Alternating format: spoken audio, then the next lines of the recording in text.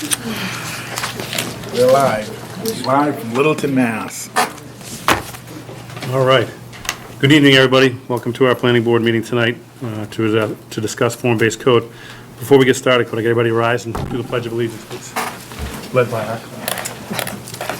Pledge allegiance to the flag of the United States of America and to the republic for which it stands, one nation, under God, indivisible, with liberty and justice for all. Thank you.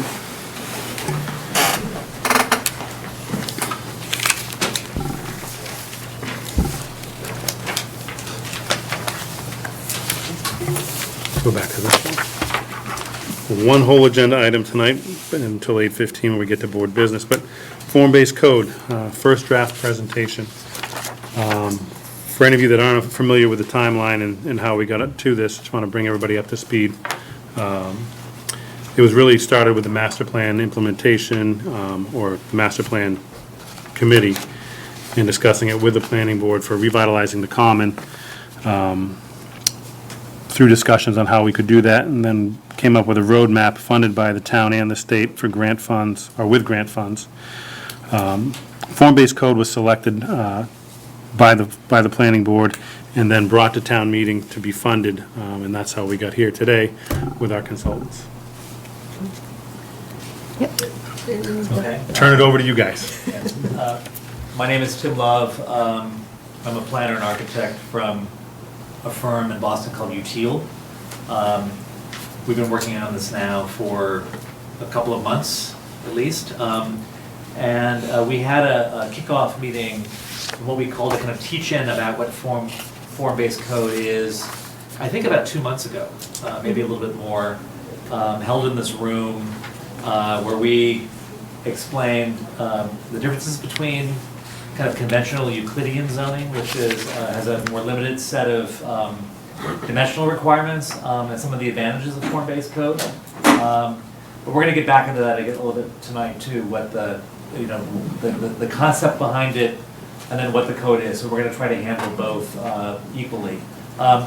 What's interesting about form-based code versus other codes is that there's a little bit more of an eye on the design outcome of the code, which conventional codes are more blind to. And so one of the reasons that form-based code was both recommended and adopted, at least through this process, is that there'd be more predictability for new development in the town center, in the common, that buildings would have more the look and feel that the town expressed they wanted in some of the earlier planning processes.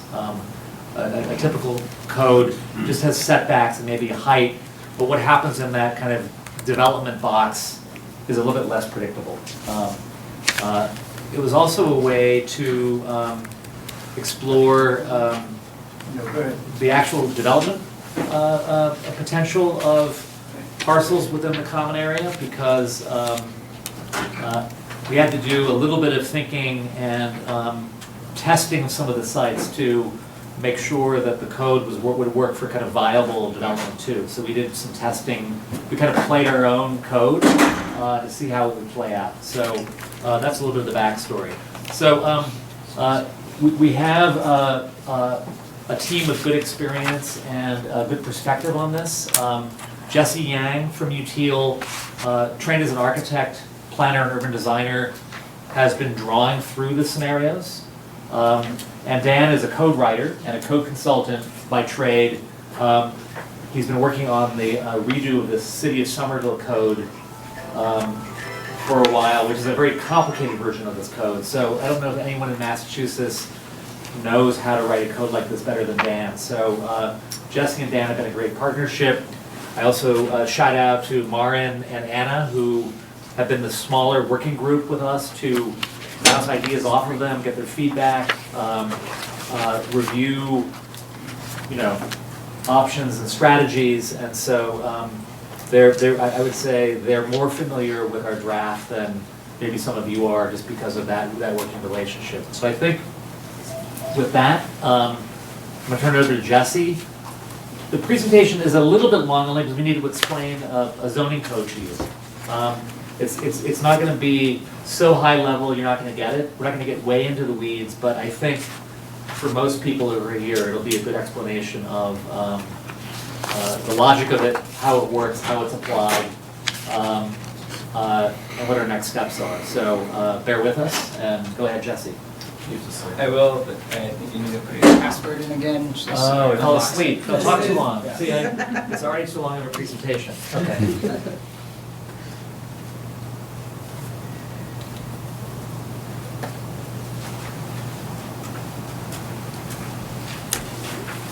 While we're doing that, folks, if we could make some more room, there's a lot of people that are still standing in the back, that if we can make room for people coming in, that would be terrific. Back over here too. 3 seats in the front. Yeah, put a little more seats up front. Good afternoon, everyone. I'm Jesse, I'm an architect and I'm a designer too. I'll start with a quick introduction about form-based code. We'll go into some of the guiding principles that have informed how we've been thinking about and drafting the code. Afterwards, Dan will take us through some of the structures and a bit more of how it actually works.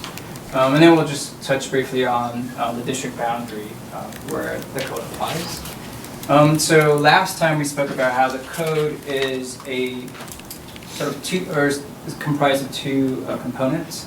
On the one hand, there's a set of illustrations and text that has dimensional regulations on what can be constructed on a lot.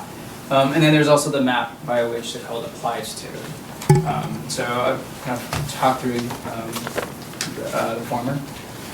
We also talked about and showed building precedents that represented good urbanism, things, qualities about urban environments that we liked a lot, that it's walkable, that it's mixed use, that's very interesting, small lots, small retail, from nearby town centers that we've all mentioned.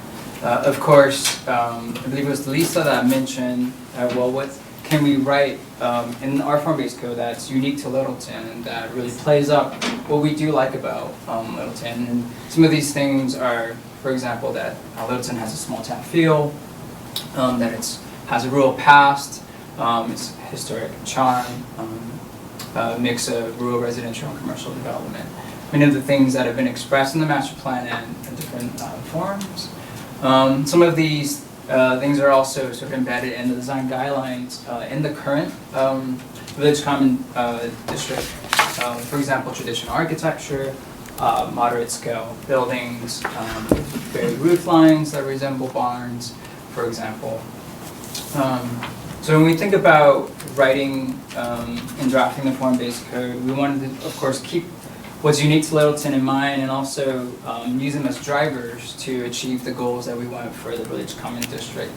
That we want it to be walkable and bikeable, that we want it to be mixed use, that is attractive, sustainable, safe and connected, and of course, unique to Littleton. So that brings us to the guiding principles that we've established for the code. And there are largely four, and they range from, on the left, the large urban scale down to the material scale. This is not to say that we've been completely prescriptive at all scales and all things, but that we've been thinking about this holistically. So it's from the scale of the lot to building massing to architecture components, and then building frontage. And I'll go into what each of those mean. And so first of all, small lots. The common is primarily consists of small lots. Unlike Concord, for example, where buildings are right up against the street, crowds the street, or is attached to each other, Littleton doesn't have a history of that. We wanted to make sure that the principles that we write for the code incorporate some of those things, right? For example, that there are front setbacks, that there are side setbacks, so that buildings are not attached to each other. And one thing that we do want to ensure in this code is that parking is in the rear, and I'll go into how that looks like and works. So for example, take a sample of a lot that's 100 feet by 100 feet. The magenta lines there represent the lot line. The black line represents the curb, and of course the sidewalk is in between those two. So first we wanted to make sure that they are front, side, and rear setbacks. That buildings are not up against the street, are not crowding the sidewalk and the street, and that they're set back from the side so that they are not attached to each other, that there is open space between them. So a 2.5-story building looks something like this on the site. Of course, we also wanted to make sure that there's what's called a maximum setback, the line by which a facade of a building cannot be pushed beyond. This is very important because otherwise, if building, for example, sits in the back of the lot, parking's in the front, then we're kind of back at square one, where buildings are not engaging the pedestrian or not attached to the public realm. In addition to that, we're also setting what's called a minimum facade build-out percentage, which just means the percentage that the facade's width is relative to the lot width. What we're trying to do here is ensure that there are no large gaps between buildings as you're experiencing the common, so that you're, again, engaging the pedestrian, and then as a pedestrian there are interesting things as you walk by. And lastly, parking is placed in the rear, and we're also making sure that the driveway to the parking is limited in width so that, again, it doesn't become this large thing that hinders pedestrian experience. The two arrows on the back there on the left and right represents that we're very much encouraging and writing to the code ways to incentivize the sharing of rear lots. And again, of course, that's to promote visitor convenience so that you're not backing out of one lot and then trying to get around to the other lot on Great Road, for example. And obviously that contributes to safety. So across 3 adjacent lots, this is what that might look like. Buildings that are right up against, not completely up against the property line, but are engaging that sidewalk with parking lots in the rear that share, this has a pointer, can you see, but that shares the parking lots in the back. Which brings me to the second scale that we've been thinking about, the building massing, where we're calling inspired by farmhouses. This is something that we're really excited about. I believe it was Ed that had mentioned big house, little house, back house, barn last time, and we're finding this to be very informative and constructive for the way that we're thinking about building volumes in the common. Not only, of course, is the farmhouse very much rooted in the history of the rural past of Littleton, but that for us it has a lot of advantages. That it's a contiguous building floor plate that is made to look as an assemblage of smaller buildings, and that kind of twin pairing is really interesting. What we also like about farmhouses, of course, is that it has these really charming idiosyncrasies. For example, that they grow over time and that they are composed of many different combinations. One of the reasons being that relative to the New England winter weather is the reason why they're all attached, for example, as opposed to the other farmhouses. A couple of farmhouses that we have seen here in Littleton, the one on the top left, that total house is right on the common, on the IBM lot actually. And a few other ones are actually framed on here and on our walls. And even just looking at the common, for example, there are a number of different buildings that resemble farmhouse-like structures, some of which already have retail or commercial on the ground floor, such as law offices, for example, that we know of. And of course, even though farmhouses or the type is historically residential and for farm use, there are many good examples, some here, for example, that have retail and commercial on the ground floor, that they can coexist, and it can be actually very interesting. West Acton, for example. So when we thought about how to encode this, we came up with a kit of parts comprised of 2 things, a primary massing and a secondary massing. The primary massing are the 2 larger volumes on the left and right there, and the secondary massing is the one in gray in the middle. The idea being that the primary massings are about 36 by 60 feet in footprint, and that the secondary massing is subordinate in appearance and provides this kind of optional kind of connector piece between them. We came up with effectively 4 rules for how they assemble. First, you can have up to 3 primary massings and up to 1 optional secondary massing on any lot. So for example, for smaller lots, this is what one 2.5-story building might look like, and of course that can be rotated. Second, primary and secondary massings can be attached as long as there is an offset. This is the part that's really important, where without this offset, for example, where buildings are just sort of set back from each other slightly, you get this reading that they're in a combination, an assemblage of multiple volumes instead of just a long linear building, for example, if it didn't have an offset. 3, up to 2 primary massings can attach directly if their gables are in the same direction, and again with the same offset. Or otherwise, if 2 gables are perpendicular, then the secondary massing would be necessary. And then finally, if there are 3 primary massings per lot, that one of the gables has to be oriented in a different direction. So that's true here where the one on the right is, and then that's also true here where the one on the left is. So that's basically it. And you throw those together, you get this variation. These are all of them in 3D view. They're bigger on the boards in the back. And this is their corresponding plan and footprint. What's really nice is that through these 4 simple rules, you can get a variety of different kinds of building layouts. Some are more linear, some are more squares, some are more L-shaped, depending on the site and how one might compose them. Yeah, I want to just emphasize from a development logic standpoint, thinking about the floor plans themselves and the size that you get from them and their configuration. We wanted to maximize on a floor square footage while getting this kind of village feel. That's a little bit the logic of this, that you can still get a fairly large contiguous floor plate for residential serviced off corridors or for a retail space. So it's a way to have big buildings not look big, or bigger buildings. The diagram that Jesse had it before is basically all of the variations. So we played them out with parking configurations too, just to make sure that there were enough options there for the different size lots that are in the common. Yeah, each of the primary massings is about 2,300 square feet. So you can get As a maximum. As a maximum. And of course, these are an illustration of just the building massing before design.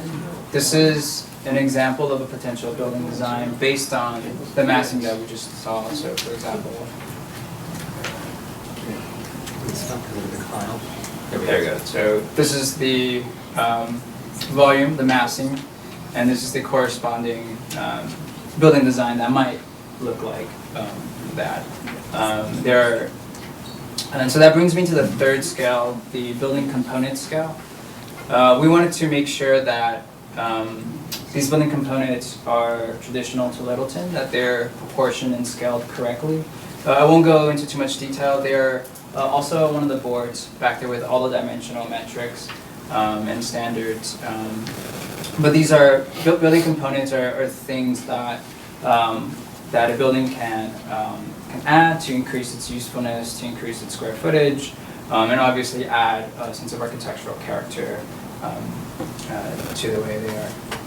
And finally, the last scale of this is the building frontage. It's also an extremely critical piece of the guiding principles. Essentially, it's the area in front of a building's facade to the property line where it meets the sidewalk. What we don't want in front of a building, of course, is a driveway or a private lawn, but instead something that expands on the public realm, expands on the sidewalk, and provides certain amenities. So for example, we came up with 4 for buildings that are right up against the sidewalk. what was called an entry plaza, a porch or a gallery, a dining patio, and a front garden. We also wanted to encourage elements that we call the rural landscape of Littleton. For example, stone walls that might act as seating or low fencing, crushed granite, patio seating, things that, again, references some of the rural landscapes that are well known. These are also illustrated and the standards are on the boards. An entry plaza really is an expansion of the sidewalk that it facilitates easy access and entry to retail and commercial space on the ground floor. The front garden might be for a program or a use that doesn't necessarily need a lot of foot traffic, such as an office, but that nevertheless provides landscape, visual interest, or seating, for example, adjacent the sidewalk. Dining patio, sort of outdoor seating that might complement a cafe.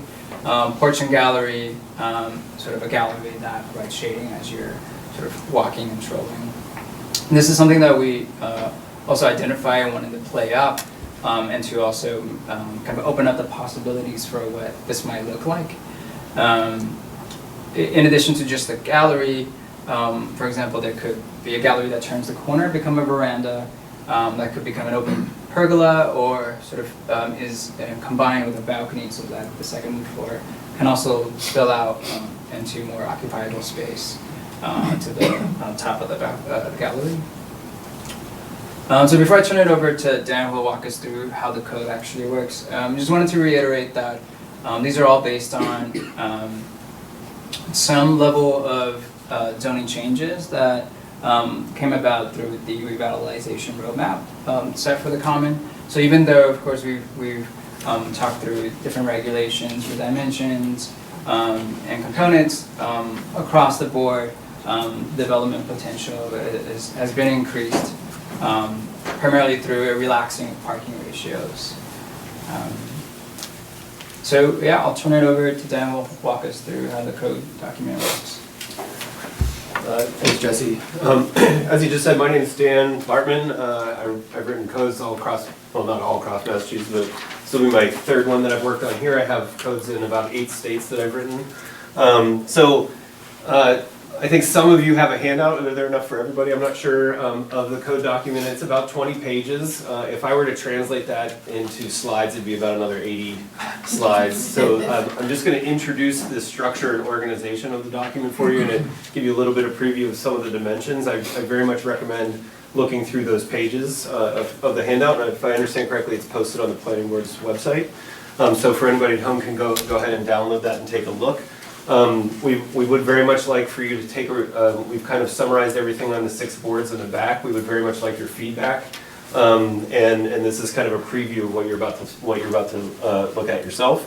The organization of this, of the document, of course, after the intent and purpose and applicability section of every ordinance is actually what's at the beginning. But after that, we have 4 sections, the lot standards for individual properties, building standards, and then 2 sections that Jesse kind of already went through, building components which attach to those primary massings, and frontage types, which is how the design between the facade of the building and the front property line.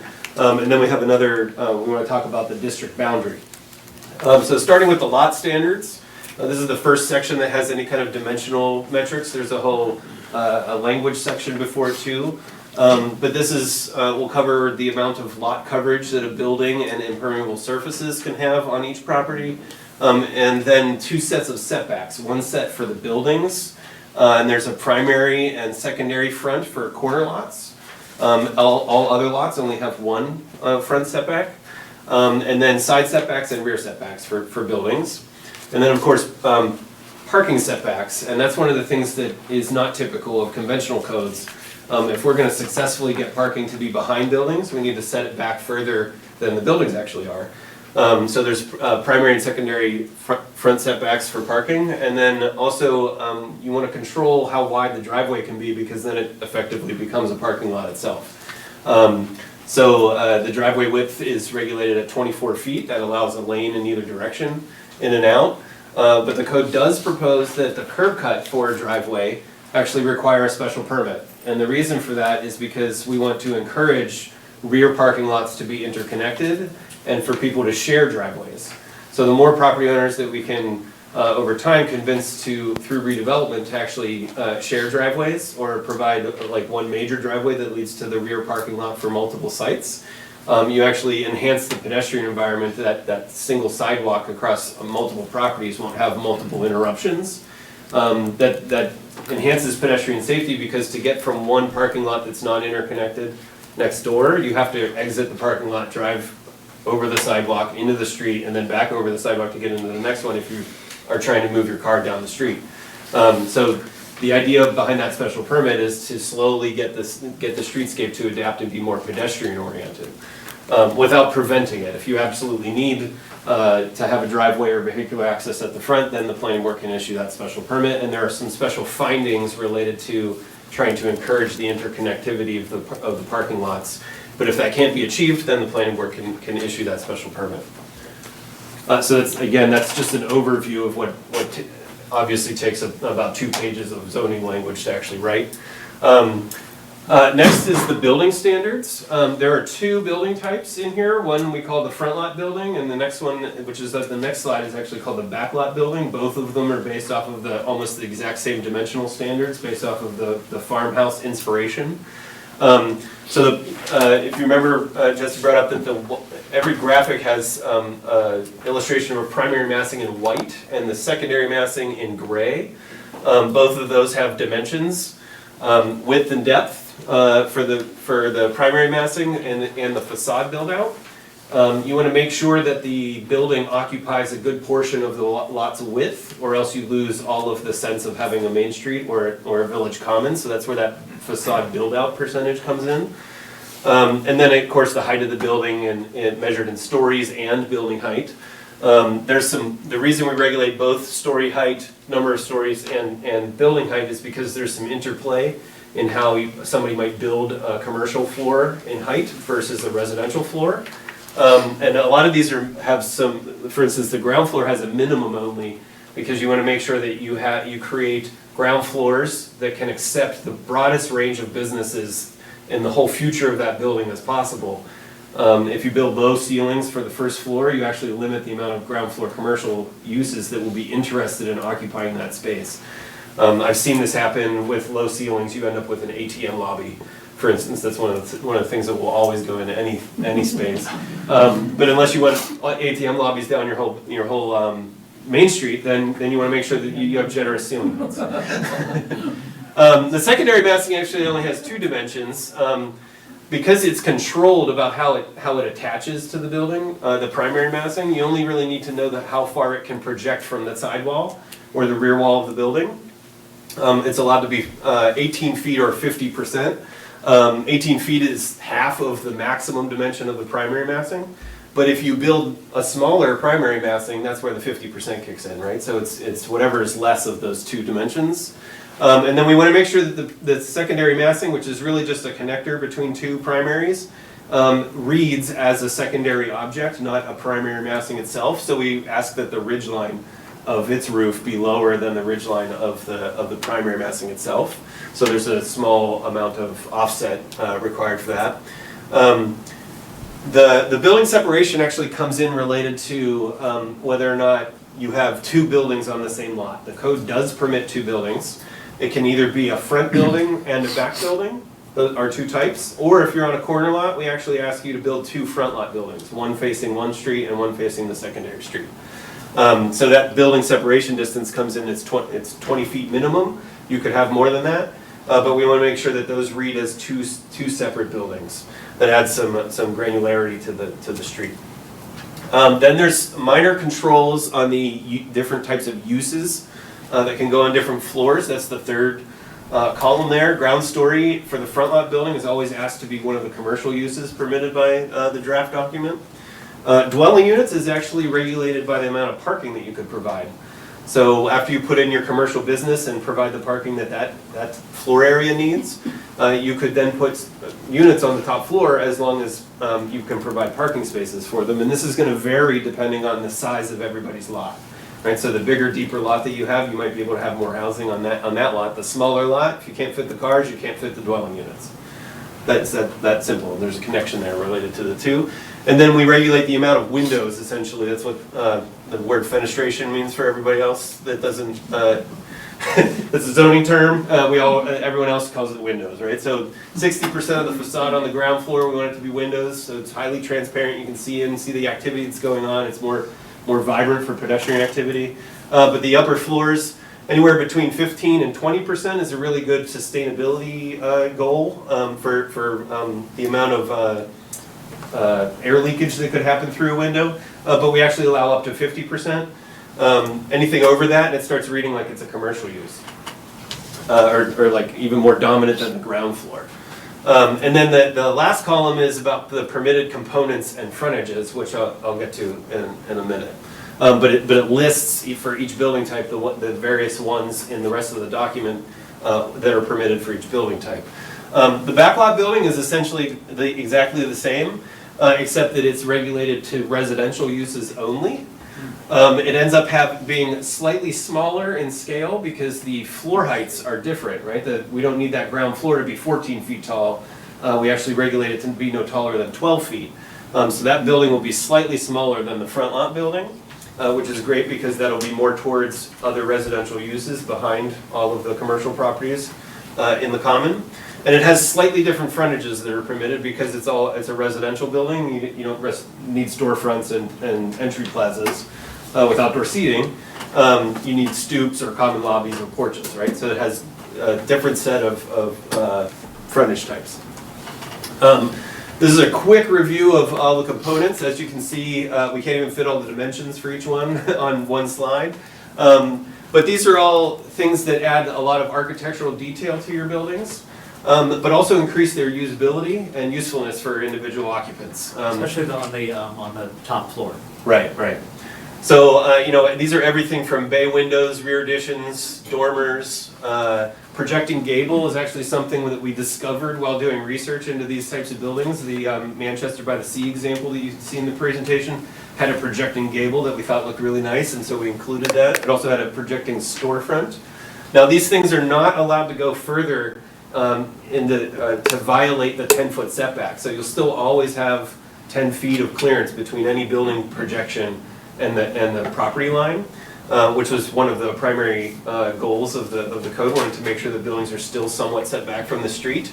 And then also side wings and what's called a cross gable.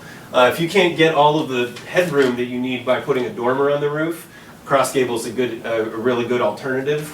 The only requirements are that its ridgeline actually meets the roof, and that the rakes of the cross gable itself integrate with the eave of the main roof of the building. All of those have different dimensions that are unique to that specific type of component. A lot of these have been measured off of real buildings, and we've actually modeled all of these to make all of these graphics are dimensionally accurate buildings that we've modeled in the various software that we have. To make these pictures, so we know everything actually already works with all of the dimensional standards that we wrote. And then this is a preview of the 4 building types for the front lot building. Justy already talked about these a little bit, but each one has its own unique dimensions. So really what through this process is you mass the building based off of, maybe I won't go forward a bunch. So after you pick the amount of massing of the primary massing or secondary massing to figure out the general size that your building would be, then you start adding detail to it. And you do it by selecting as many building components as you can attach to your building and then picking frontage types. Right? So this is where you add all the uniqueness to each individual building, and everybody will make different choices, and that's what creates the character within a certain range of options. The last kind of question we have is that what is the village common in the map boundary? What you can see here is in orange is kind of the village common business district that exists today. And then the overlay district for the West Beaverbrook area is in hatched purple, and also just in a hatch, and then 2 different colors of industrial district. And we have some questions related to this that's really more about how all of you want to answer those. rather than whatever our opinions are. We of course have opinions, but some of these, some of the businesses off to the east might be better in the business district, might just be too far from where the core of the village common is to be within the district. Might want to move the old elastic factory into the village common. It actually, when you look at it, is a series of massings and unique components. It's bigger than the dimensions of what the code proposes, but it looks like it would fit in a lot, so it could be included. And then there's some residential properties that are in the village common business district now that'd probably be better in the residential district. So there could be some movement around of the boundary area. But like I said, it's really a question for all of you, and that's one of the things we're interested in figuring out. We also have there's some impacts related to the various different overlay districts that all exist here. This is just another map of commercial properties that exist related to the potential boundary area that we were looking at. The red dotted line represents the boundary that was used in the roadmap. So it was looking at all of these properties for study purposes. And then there's, of course, the Aquifer district and the water resource district and how that impacts development within the village common potential boundary area. So as Jesse alluded to earlier, you put all of this together and it adds up into form-based code. You have to have standards for lots and buildings and frontages and components.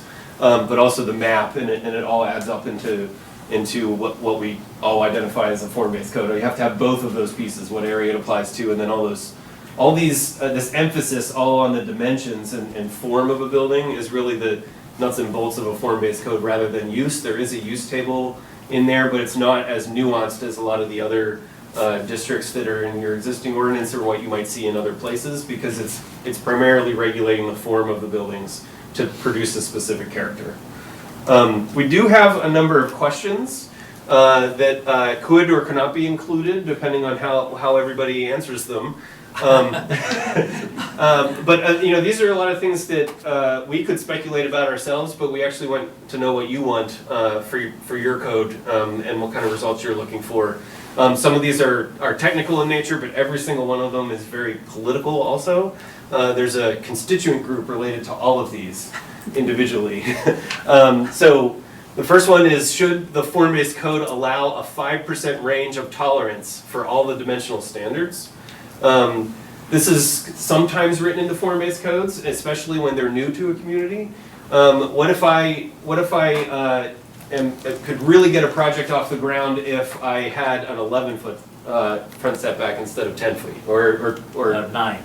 Yeah, 9 instead of 10 feet. You already have some language in your existing ordinance that allows the planning board to make that decision. But instead of needing to get a special permit, could somebody just be proposed to do that? This will have a lot of impact on builders and the construction industry, and whether or not every dimension needs to come down to if you're 1 inch over, you're violating the ordinance. And so do we want an amount of tolerance? I've seen these written as 1%, 2.5%, 5%. You don't want to go really high, or else it's just, you might as well not have any dimensional standards. But you could also decide that only some of these should have a tolerance amount added to them, and the other ones are going to be strict. So that's one of the questions that we have. The second one is, could the form-based code allow a higher lot coverage for properties also in the aquifer or water resource districts? We've been looking into this a lot. Some of the building dimensions, if maxed out, I found one lot that if you only put one primary massing on it, it would be about 60% lot coverage, and that lot is vacant today. So without some kind of amount of tolerance, knowing that it's in the village common, and that we're trying to get development to happen there to create a more pedestrian-friendly environment, would there be a means to allow that to happen? Maybe that site figures out a way to capture all that stormwater and make sure it doesn't get polluted and recharges it into the groundwater. That's not a question that I should answer. It's a question for all of you to answer, and depending on how you answer it, we can put stuff like that into the ordinance. Third one is, should the form-based code permit existing buildings that would become non-conforming to this new ordinance to be modified, and if so, to what degree? There's a whole range of options related to this. I've seen codes that allow existing buildings to add up to 25% of their existing floor area without meeting the standards of the, or certain standards of the ordinance, without having to come all the way into compliance. There's also codes that are severely strict with things and say if you're a non-conforming building, you can't change unless you're bringing your building into compliance with the ordinance. It depends on how strict you want to be and how quickly you want things to adapt and change or not. We can also attempt to write rules that allow existing buildings to slowly modify and do a reasonable approximation of what the form-based code is trying to produce, as if you had a blank canvas. Each one of those has different various levels of complexity, and again, is a question for the community. The fourth one is, should the form-based code restrict the amount of floor space that can be occupied by a single commercial use? This is getting at wanting to foster a village common that's really focused on small business rather than large commercial uses. Or should we just restrict certain types? You might have an issue with a certain, for instance, drugstore wanting to come in and occupy 10,000 square feet, and so it wants to use all of the massings that are possible on a site and then occupy that whole floor space. Is that something that we have an issue with or not? We can write that into the ordinance and either say that they can't happen at all, or you could allow it by special permit. There's options again. That's a question for all of you to inform us about. And then the last one is, how could the form-based code incentivize the reuse of historic buildings? This is something that there's not a great interface between form-based codes generically and historic preservation. Not that it can't be figured out, but how you all want to incentivize preserving certain historic assets on existing sites within the village common has a lot to do with the inventory of existing buildings, but also what you might be able to offer them to incorporate them into existing or into redevelopment. And you know, a lot of this will have to do with the rules that we write for how existing buildings can be modified. There are also rules for how historic buildings can be modified. But for instance, if we want to move a historic building, but it might not be able to follow the setbacks of the lot standards, we might allow historic buildings to do that, but not new construction. So that could be an incentive in allowing, you know, as long as you're saving a historic asset, then you might be able to not follow some of the rules one way or another. But again, the menu of options that are incentives to preserve historic buildings are different in every community, and so we didn't want to assume what these might be. So these are kind of 5 questions that we really need a lot of feedback about. You could all decide to do none of this, or you could decide to do all of it or some of it. So these are really questions that we need a lot of your feedback on. And that's also, we're pretty deep into this thing, because once you get a code going and you're playing through the rules and you're doing little development test fits to see how it's playing out, you begin to close all the loopholes, and because you can't write, you have to write a full code to make sure that it kind of closes back on itself. And so it's also a window into where we are in the process, and just the kind of thoroughness that we're getting into this. A lot of what we do now that we've written a draft is try to break it and see if we can take a lot in the common and actually produce unintended consequences. So we've been like giving ourselves brain damage trying to think through all of these types of things. That's already been ongoing. We already have brain damage. We enjoy looking for loopholes in our own code, which is why we keep on tweaking some of the rules. So is that good, Dan? Yeah. Again, at the back is much more detail than I could have put in all the slides. Almost every dimension is on the boards. There's a board in general for the concept, for the front and back lot building, components, frontages, there's one other one, and then a general comment board. We would love to have you write any comments you have on post-it notes and apply them to the board that it applies to. We're going to take all this feedback and incorporate it into any changes that we're going to make, and we, of course, are looking forward to any feedback from the planning board. And this is an ongoing process. It's an iterative thing. We're trying to create the ordinance that works for all of you, not for what works for the 3 of us. And that, I believe, is, oh, And that's the last slide. yeah. And our next step, it would be a public hearing after a couple iterations of edits and changes based off of all of your feedback. Excellent. Well done. I really enjoyed the presentation, so yeah. Folks, before I open it up to the board and then to the public, I want to do a real quick housekeeping. Because we have a packed house tonight, and I'm sure there's going to be a lot of comments and questions for you, I'd like to invite the three of you to sit up here with us so that you don't have to keep looking over your shoulder. Maybe grab one chair, and then those of you that might be obstructing the pathway, a life safety issue, I'd rather have you move the chairs back into the aisle, or out of the aisle, I mean, and grab one of the empty seats up front, so we'll all be a little bit safer.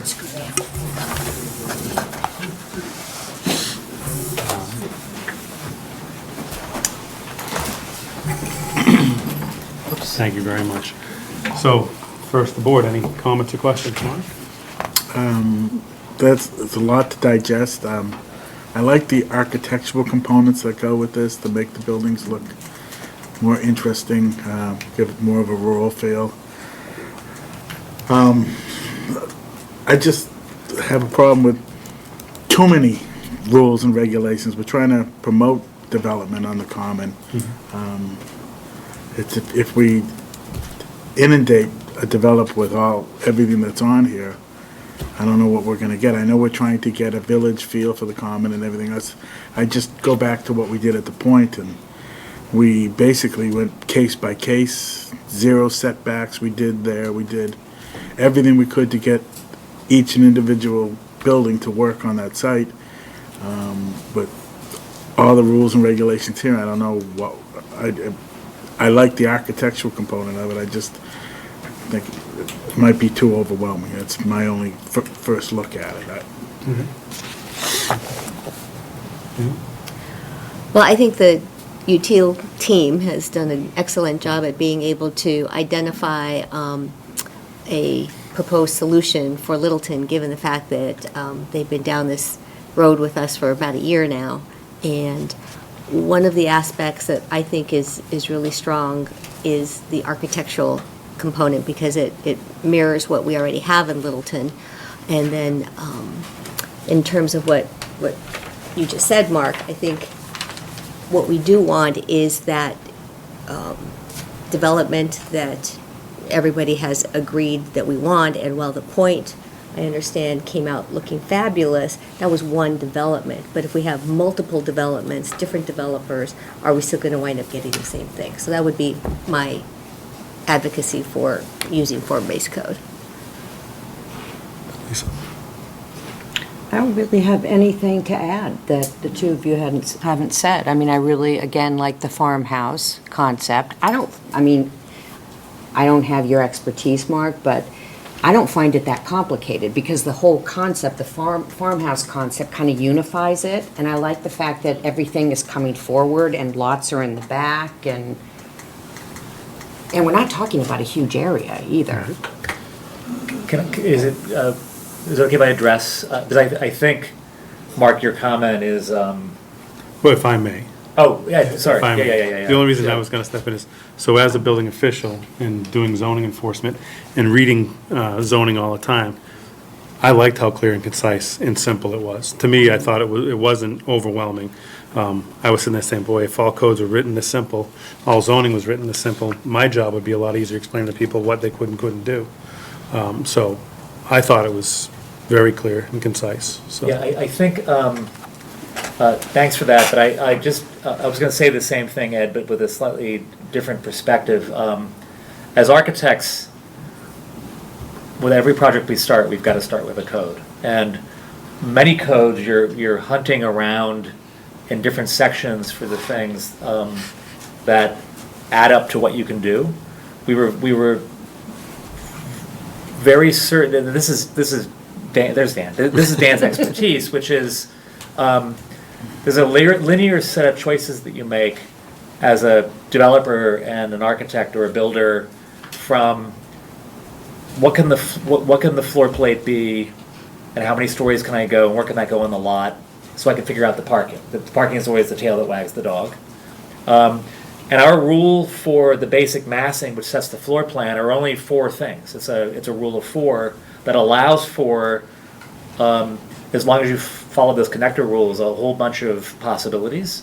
So it looks complicated when you get to the dormers and things, but that's a kind of second order decision you make after you're like, do the numbers work out? Can we get the parking to fit? So it looks more complicated, but when you get to choices that are a little bit further into the yeah. I get all of this. The problem with the common is, and the reason we have 7 banks in the common and things like that, we have really small lots up there.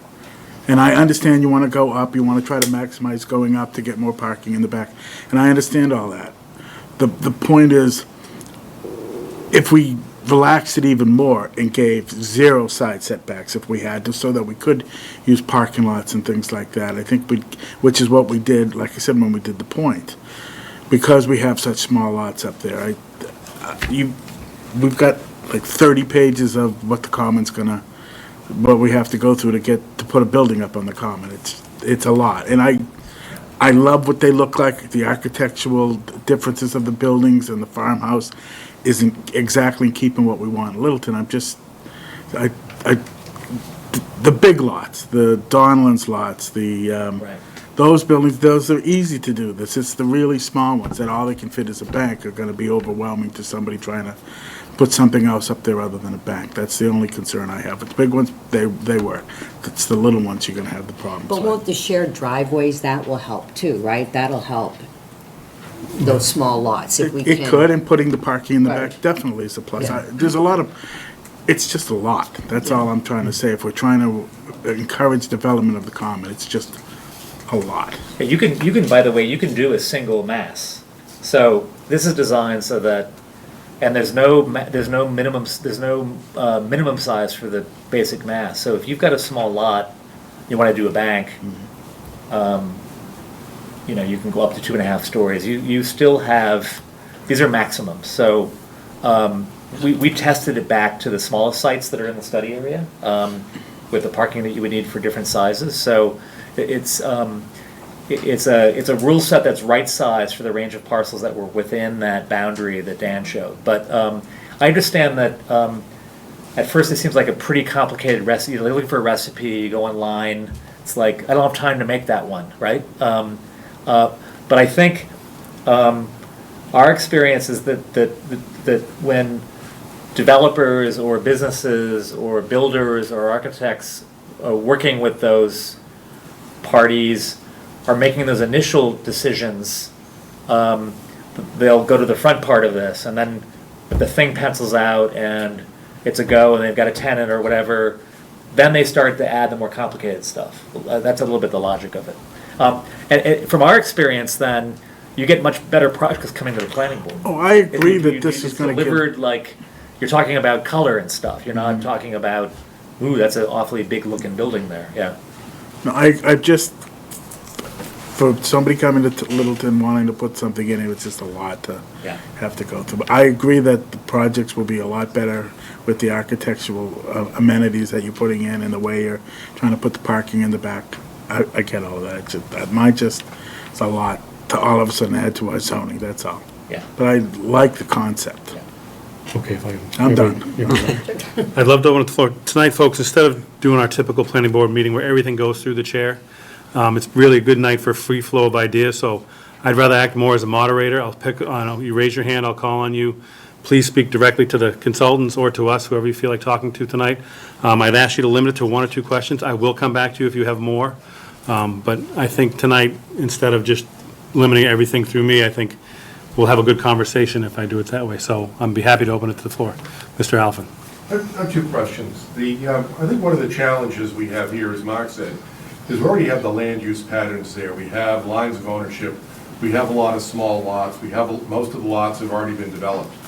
Have you had an opportunity to prepare any study to show what this might look like once implemented?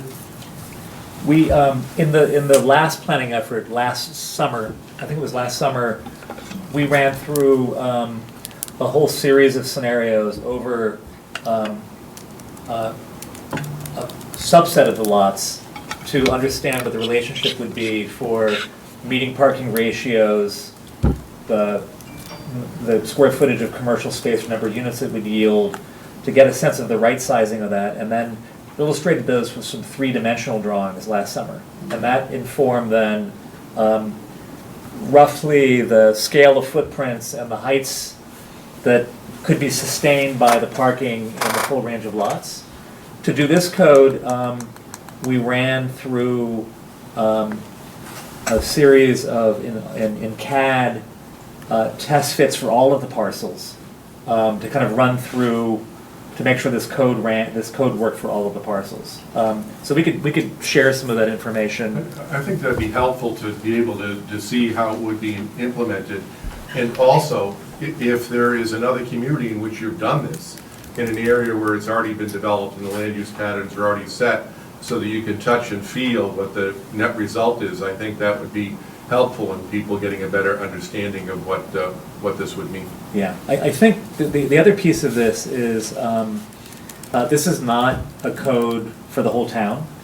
It's a code for a fairly circumscribed area around the common where character is a kind of property value asset too, and not just flexibility. And so I think it's also to keep in perspective that there are other districts and other places in the town where larger floor plate, single-story commercial businesses with enough parking fit. So I just want everybody to be clear, this is a fairly small area with a lot of, with some historic buildings and some established businesses. This is not going to result in a wholesale change, with even a 5-year period. This is a more of a kind of stewardship decision about the code for the town that might have an impact for 30, 40 years. That's a little bit our perspective on this. To preserve the character of the common through a code that means that when new development comes in, it's consistent with the buildings that you like the best around the common. And that information was generated through two previous planning processes, as Ed kind of outlined. But we're happy to provide some backup information, I think, to Marin of what those test fits look like. The thing that really wags the tail of density in the common is that you have to start with the parking lots first and then work out to the street.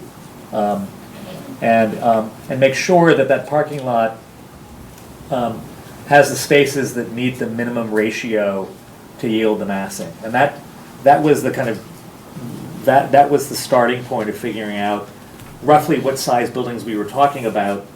And in a way, this farmhouse range represents, a single mass on the smallest lots with enough parking for that, to the bigger lots where you get a composition of 3. If I might, Just before you do, just for the record, folks, I also need your name and address when you do ask the question. So, Paul, if you would, because we can get it back on the record, your name. Paul Alphin, 200 Littleton Road, Westford, Massachusetts. Thank you very much. And Dan, you wanted to respond to that. I think the part I'd add is that we've been taking these models and seeing if we can fit them on all the lots in the common. I mean, until we figure out the exact boundary of the area, there might be some we need to look at. But the real there's one of these fits on every property that exists, and some of them fit multiple. The main thing we ran into was challenges with the 2 water overlays. Right, it's a limiting factor. Right, and so like some of these will blow up the lot coverage metric, which is an issue regardless of if it's a form-based code or just development under the existing ordinance. But we have gone through and made an effort to make sure that at least one of these can fit on every property. I'm going to move to the side of the room. I'm Sue Carter.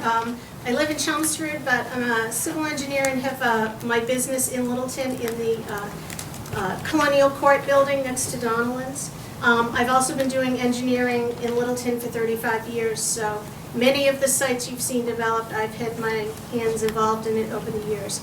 The Aquifer and Water Resource Protection District are definitely an issue in order to do anything in the center. All of these, I assume, are on the assumption that we'll get town sewer in the area, because without sewer, they're going to be virtually impossible.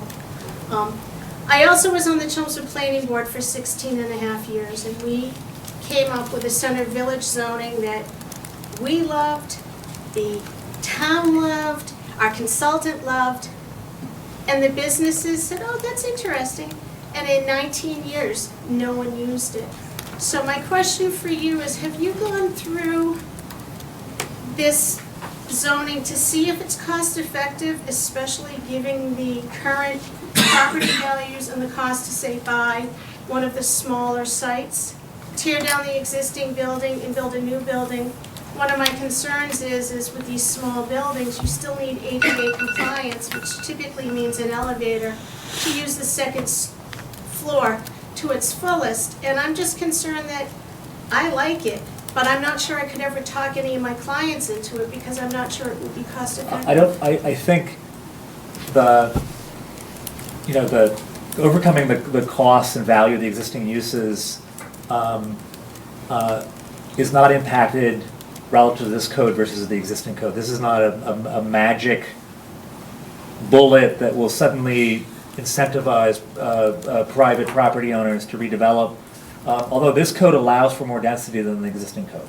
So it's point by point, it generates more gross floor area. So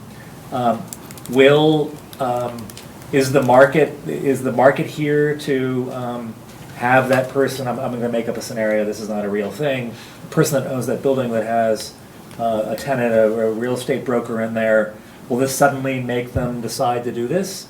That has to do with money, not with the zoning. These are viable floor plates for the kinds of businesses here that belong in the common. I mean, there's floor plates that belong on the other side of 495 at the kind of big box scale.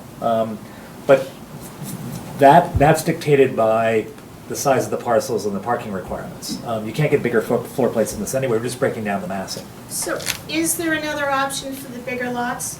Like where my office is, it's the old Littleton Egg Receiving Building site, and that's fairly large.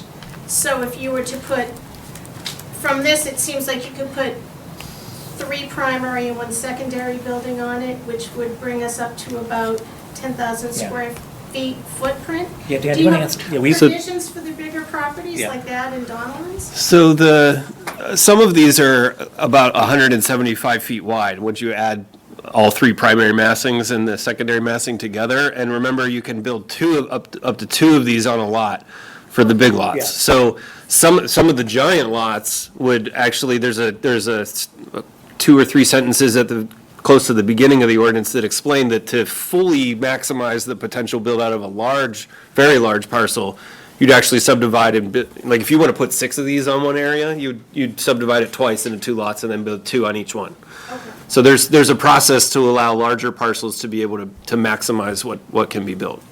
Okay. And that has to do with the boundaries then too, because we want to encourage subdivision and having more farmhouses on the bigger lots. That's still part of the common district, because we're after that character. But maybe that ends up being in a different district if there's a different decision, that would be better if it was just a bigger floor plate and a different kind of development model. So where we tuck up the boundaries or let them happen is a little bit like thinking about the aesthetics of the overall effect and where the boundaries should be. Thank you. Yeah, my name is Jeff Brem. I'm following Sue Carter. I'm also a civil engineer. My office is in Westford at 142 Littleton Road. Get that on the record. Going away from the marketability of these lots, which is crucial, and I think Sue's comments are important.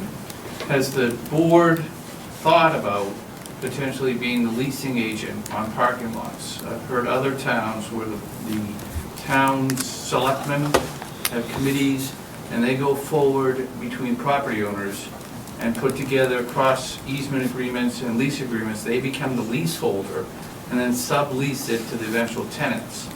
And in that way, you're promoting the parking that you're talking about between properties, especially in the smaller lots. And you're managing the liability then. And then the liability goes to the town, and there's a lot more control from the town's point of view. So it's a proactive approach to dealing with these small lots and combined parking lots.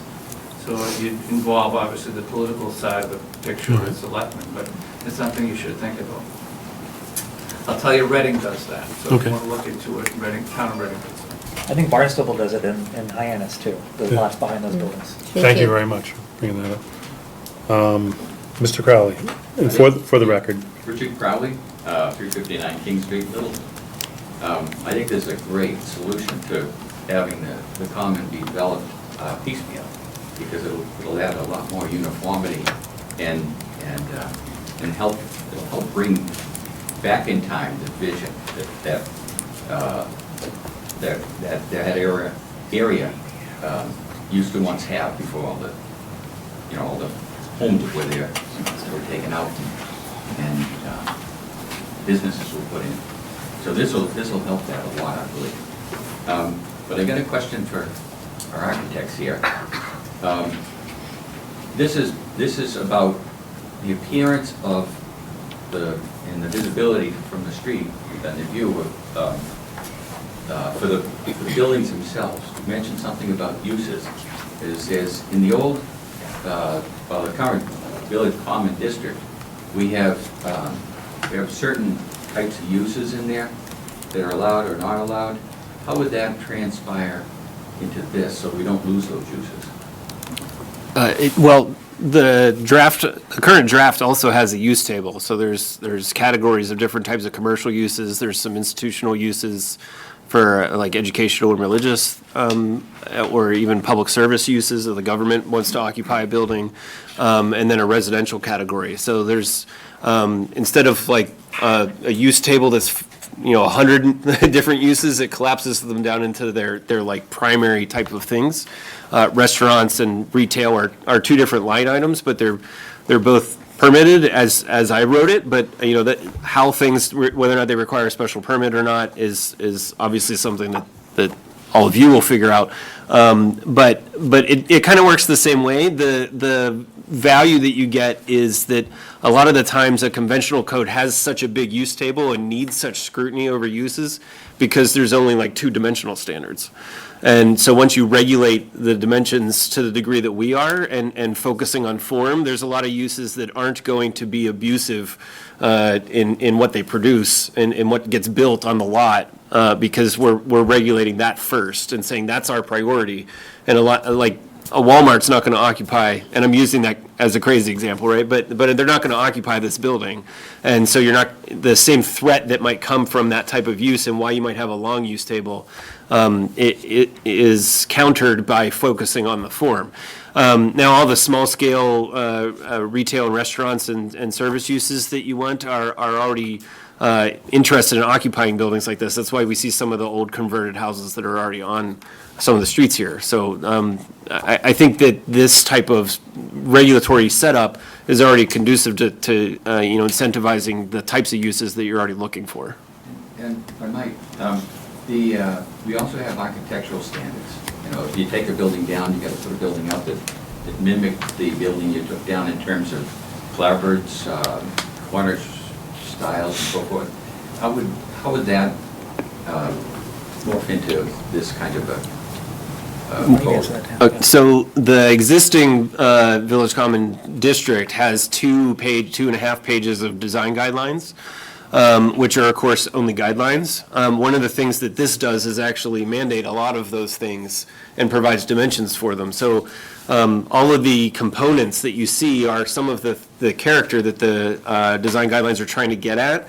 They're just baked into the core of how this code works to begin with. So that's essentially been codified rather than written as guidelines. We still have a small section of guidelines, though, that gets at the type of materials that are used, clapboard, corner boards, the window surrounds, stuff like that. So we didn't just cut that. We kept a lot of that. There's design guidelines for the landscape design, all the frontage types. So I'd say we baked in probably about 75% of what was in the existing design guidelines just into the normal standards of how this code works. Okay, for instance, bicycle and pedestrian encouragement. Yeah, the whole focus is on the standards produce a pedestrian-friendly environment to begin with as fundamental. anyone else? Mr. Knox. Joe Knox at 10 Brady Hall. I have two questions. If a current owner of a property has enough frontage that they could also build another building. What would be the criteria that would allow them to build, so you'd have the two buildings? And the second question is, we're talking about the design criteria. Would the planning board have the right, when someone builds that building, to make sure that it has the architectural features you're talking about? Because I was just thinking of, this person has a building here, he can put another building there, and they put up the simple box, two-story box, and don't put anything that's architectural pleasing. That's what Yeah. I'm just thinking of someone, I'll take advantage of doing this. I just want to make sure that maybe It's done this is already right. built in. Yeah, But I want to make sure the planning board can say, if you're going to do this, we want these architectural features put in. So the current draft as written permits buildings through site plan approval and uses either by right or by special permit. Site plan approval is, the courts in Massachusetts have, verified a long list of things that planning boards can do as conditions for granting that approval. And one of them is complete control of the architectural design.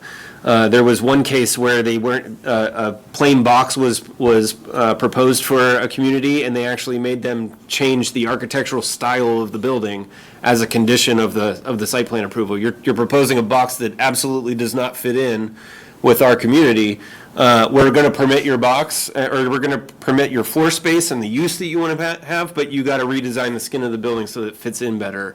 And that's well within the purview of site plan approval. But the caveat to that is that the planning board has a better toolkit when the person comes with the plain gable end. Let's say we have a picture of what you're talking about. Somebody, I don't want to go too far back, but somebody, it's good to move it anyway so it won't go to sleep. Somebody comes like this, and the planning board says, look at the components on page X. Give us a couple of those, and we'll talk business. It's a better, even for those discussions, the components and the frontages.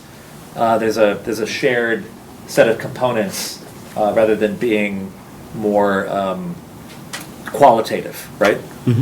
I love it. I'd also say the frontage types, Right. they generate architectural detail and a connection between the pedestrian realm and the building itself. They're designed to make sure that there's visual interest. But this gentleman's talking about a backlog building. Right. Yeah. I mean, those have frontage types too. Yeah. But, so the frontage type wants a porch or a stoop or a lobby entrance with a canopy, instead of just a door and a flat wall. There's requirements for fenestration. You can't underbuild that into the point where it's all flat wall with just tiny little peepholes, right? So there's some amount of protection built into just the minimum standards. But this gentleman had another question, that's an excellent question that I want to ask again. Let's say I happen to have a farmhouse, this is a little bit hypothetical, that more or less follows the standards of the existing code, and this suddenly allows that property owner to build a back building. Explain how that works, Dan.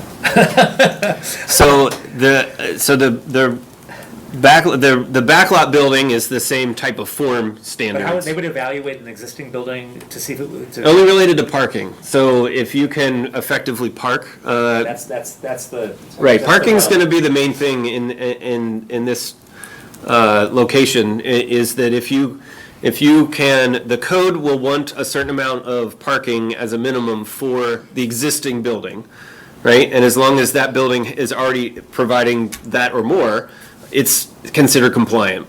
The new building that they want to add will also come with a parking requirement, and so if you want to add another building in the back that has 5 or 6 more units, then you got to provide 1.25 spaces for each unit.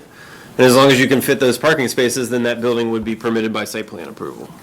But I think Dan's right, I think the parking requirement is gonna keep a lot of that from happening. On most of the lots we looked at, actually. You won't be able to overdevelop because you won't be able to park it. Yes, thank you. Ken Atkinson, 19 Adams Street. What happens if a lot owner with a building on it decides to sell and the landowner and building owner wants to buy that lot that's up for sale, how would that work under this new concept? Like if somebody buys two adjoining lots? Yes, that's correct. Yeah, why don't you talk about that? So each individual lot is allowed to have 2 buildings on it, and so they could develop according to those rules. And if they wanted to, they could even decide to merge those lots to build a bigger version of the. Can you flip to the page that has all the different examples? Yeah.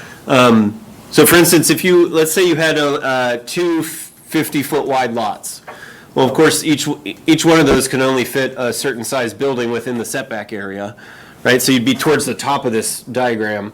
You'd have to pick individual ones, but you could merge those lots and file a plat with the registry and merge it into a larger lot, and then you'd be able to build one of the wider ones towards the bottom of this But you diagram. couldn't build a building with a configuration or a size any bigger than the bottom row. I understand. That's Yeah. the logic of it. The other thing is that you always run into whether or not lot coverage is going to be met. So if you are merging lots just to get more buildings or deciding not to, like there's that other dimension always comes into play, especially with the water. You could just come along and buy up the whole strip from the common down to Donald's, theoretically.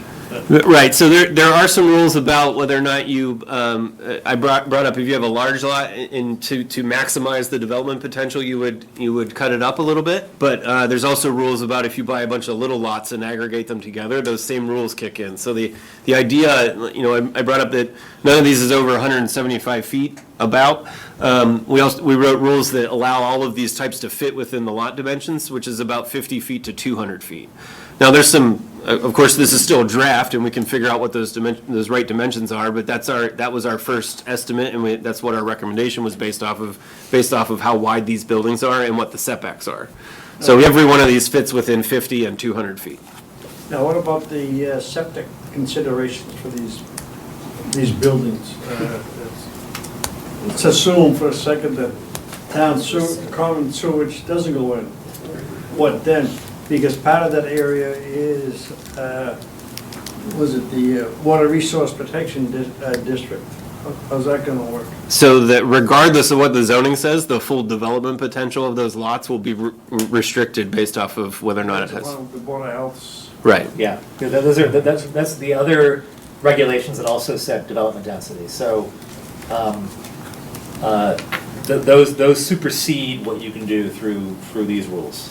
So They do, okay. yeah, and so when we're asked to look at the capacity of a property, we tend to start. The order that we go is we tend to look for those conservation and water restrictions first, or wetlands, and then we see how a parking lot lays out, and then we see what footprints left.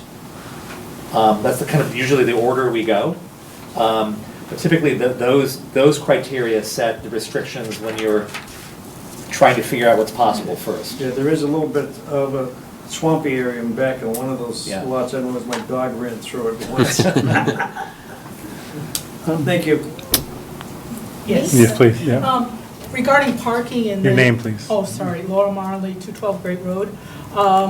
Regarding the parking restrictions, is there any limit to, or are there any restrictions about parking garages, multi-story parking garages? Would that expand your building footprint? We just didn't consider them because you can't fit a parking garage has to be at least 120 feet wide and at least 235 feet long. Okay. That's the smallest parking garage that works Okay. so that you can park on the ramps. And they just don't fit, and you would never, through this rule set, generate enough parking to warrant a parking garage of that size. So it didn't, between all of the math. I was thinking of the larger sites like Donaldson's or IBM. Yeah, that's some of the other larger ones around So town. if you remember, each one of these buildings has maximum dimensions too. And so like any of the row on the bottom is maxing out the development potential. Inside that building, you can subdivide it with walls to make dwelling units, for instance, right? But regardless of how much parking you can build, you're only gonna subdivide that so much, because the units just keep getting smaller. The buildings never get bigger than than the bottom row.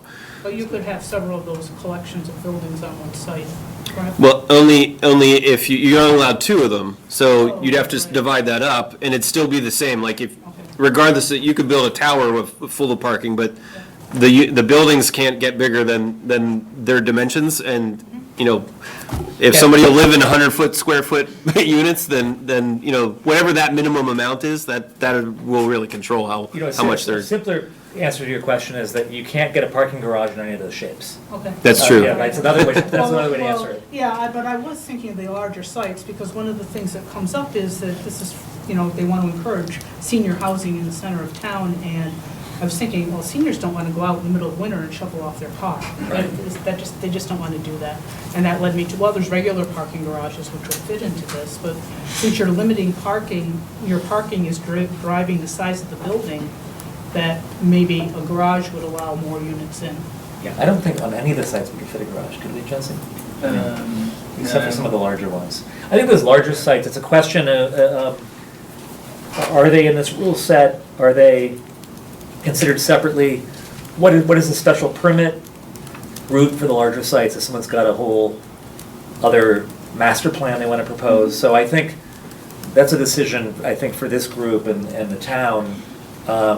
I think the only thing I'll say is if the easier and easier the special permit route is, the less valuable this code is, because everybody will seek their own adventure. But I think for the larger lots, for example, it's one of the things that we're struggling with, which is our preference is that you can subdivide them and then you can still get plenty of density, because then the character would keep going.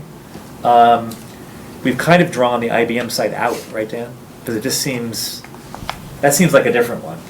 But I think the sites the other way, the big sites, might want to be in this code, and then you just make a decision, if you own those properties, to subdivide them to your own benefit, to get as much real estate out of them. You can subdivide them to harvest as many of these things as you want.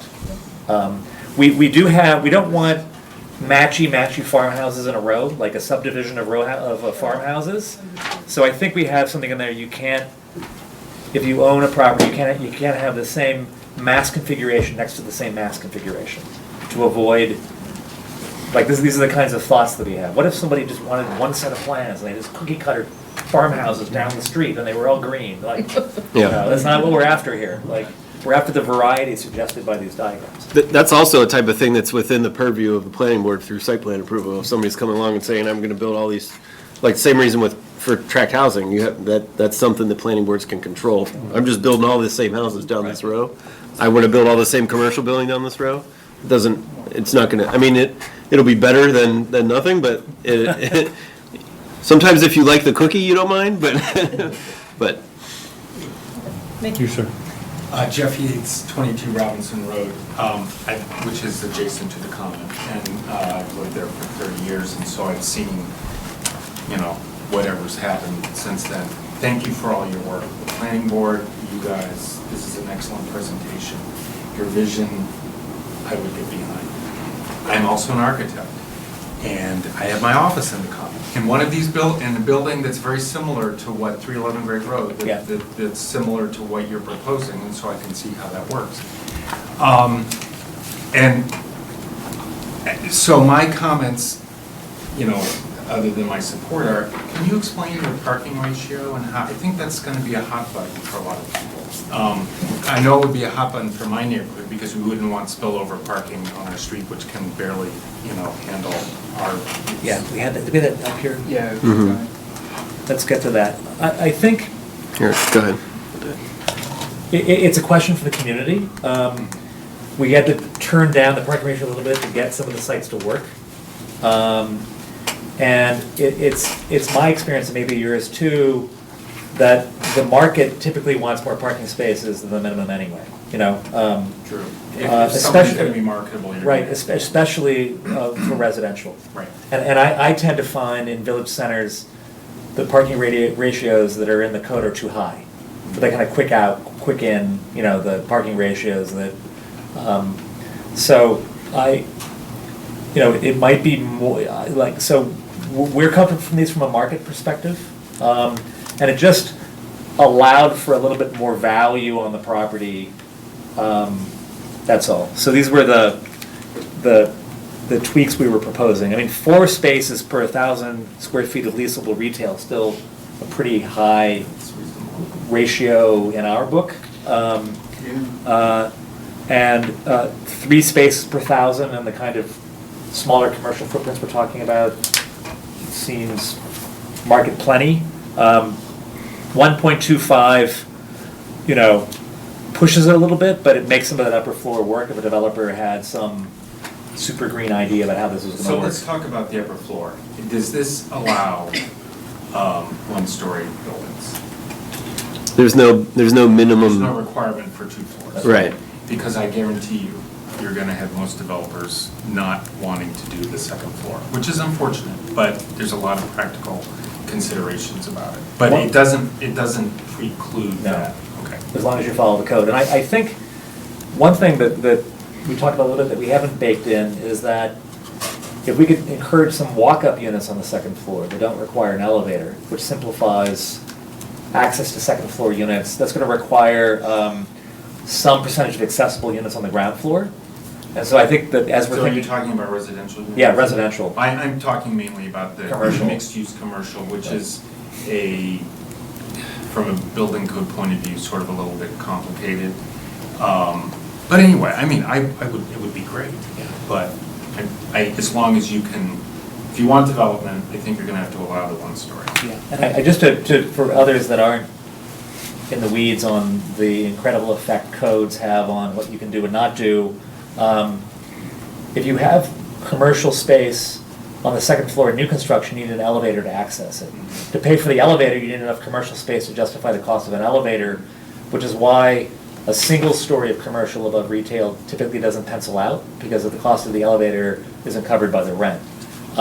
You can have walk-up units on a second floor as long as you have an accessible unit on the ground floor. That means that somebody who's disabled or in a wheelchair can fully live on the ground floor. And you don't need a lot of units on the ground floor to allow for a lot of walk-up units on a second and third floor. And you can walk up even to a third floor without an elevator. So tends to be a more common solution for new construction. I mean, it's not solving the senior housing issue, which is a completely different thing. But to get kind of market rate housing at a kind of village scale into a village center at a lower cost, walk-ups are typically a good way to go for a certain segment of the population anyway. So that's a little bit kind of following through with your perspective on the kind of market and building code and those kinds of things.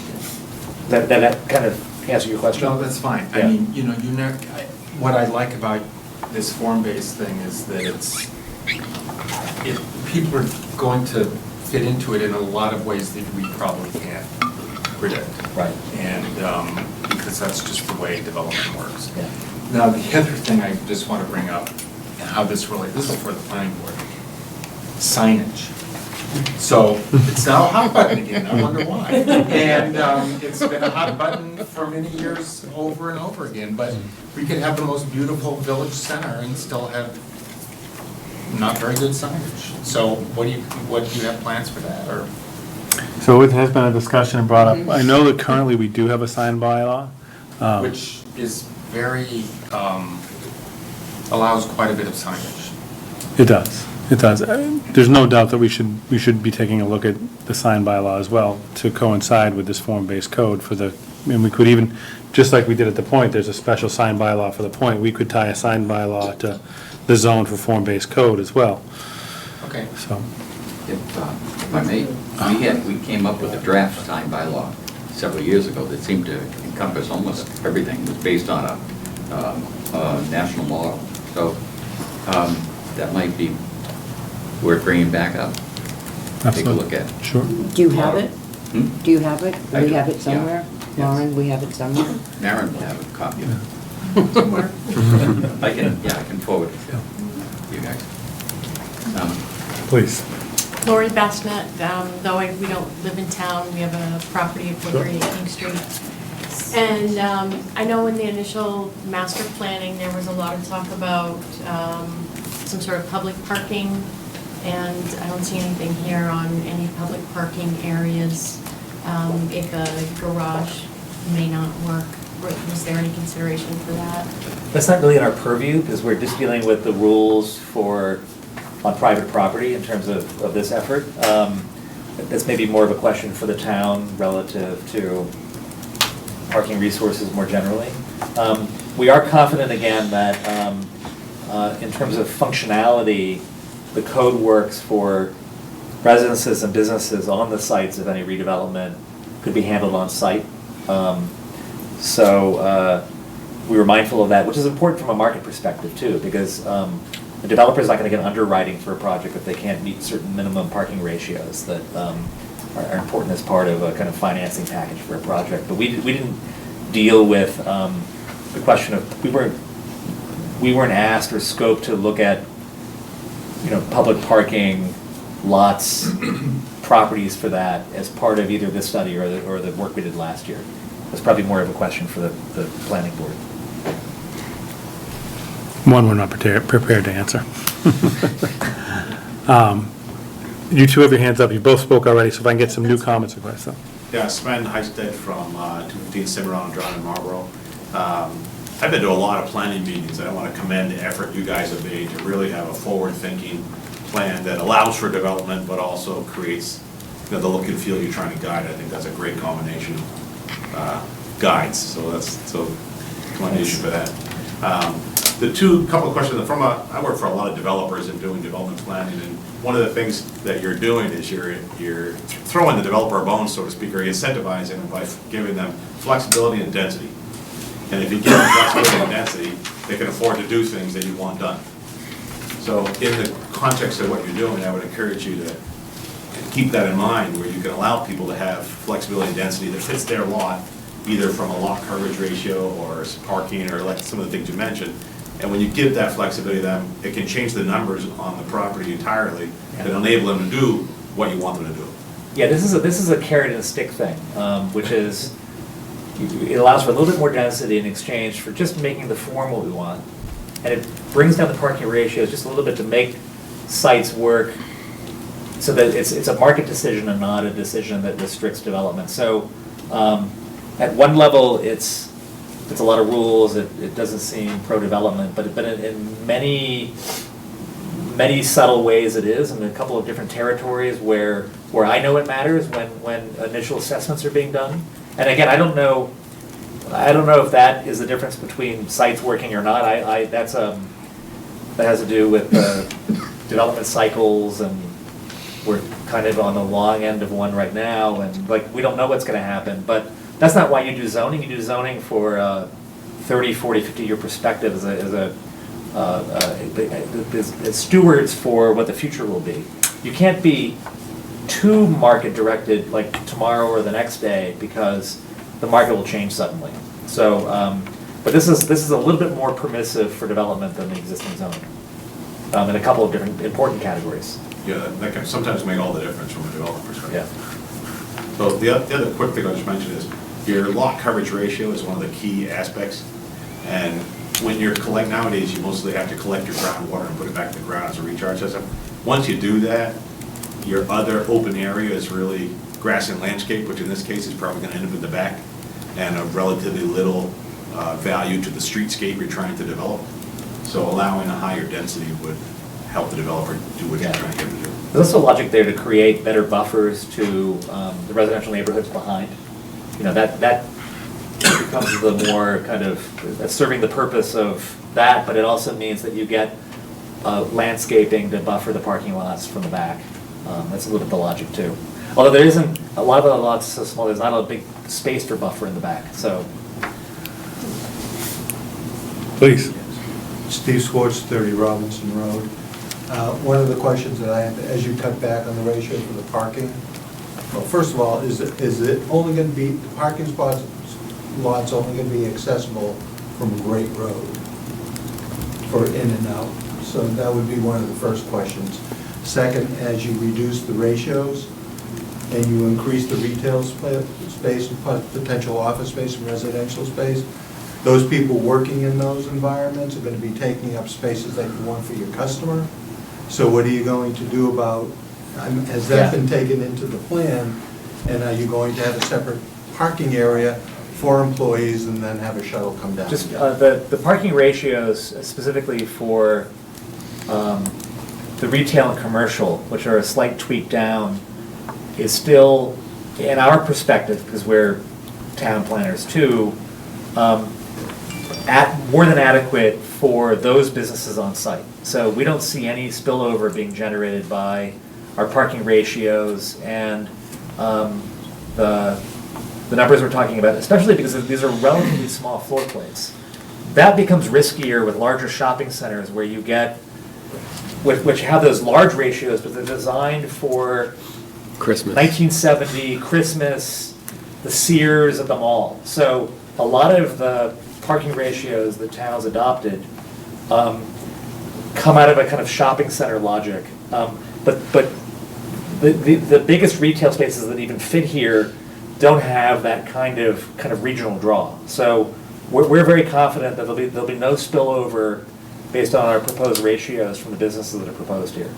We still have a parking ratio, the computer keeps falling asleep, I need to fix that somehow, but we reduced the parking ratio from 4 spaces per 1,000 square feet to 3 for office, right? For offices, yeah. And that's still plenty for the kinds of offices that are gonna be here. This is not the back office of a bank where you've got a person per 125 square feet, right? These are small floor plates. It's gonna be professional offices, much fewer people per square foot, well within the realm of solving it on site. From our professional perspective. Comment from the board. So I was just going to say that one of the boundaries that the team has is really focusing in on the individual properties, not the actual Great Road corridor.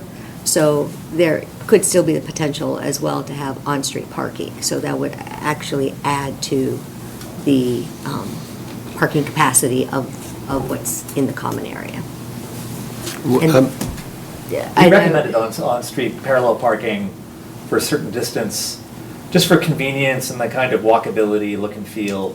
Interestingly, parallel parking makes a sidewalk seem safer than if you just have a roadbed, and it tends to provide traffic calming, a few key crosswalks. It can change the whole look and feel of the street, a road. So. Yeah, and when you bring the crosswalk out, you actually bring the sidewalk out to the crosswalk to narrow down the road. Parking in between, absolutely. And it's one of the aspects that people have Yep. liked from other towns, Yep. like West Acton. Yeah, so. This is Steve Swartz again from 30 Robinson. You still didn't answer whether or not access to the parking That's where I was going. was only going to be from Great Road. He did say it was only from Great Road. He Yeah, did, that was his first thought, so, Only yeah. from Great Road. Fred. Yeah, Fred Faulkner, 141 Harwood Ave. As a follow-up to Steve's question, it appears that virtually all of the buildings that you're proposing to have built will have first floor retail and commercial of a relatively small scale. Small retail has been absolutely hammered for the last 5 to 8 years. I had occasion to drive from the Circle in Concord down to Littleton Common this week and counted 20 for lease signs on retail space with 2 fairly major buildings with for sale signs on them, one of which has been for sale for years. What makes you think that putting in a bunch of small retail space will succeed? We have the Point, which is not small. Sam still hasn't filled that place out, and he's having turnover. And I've actually talked to a couple of the entrepreneurs up there, and they're struggling.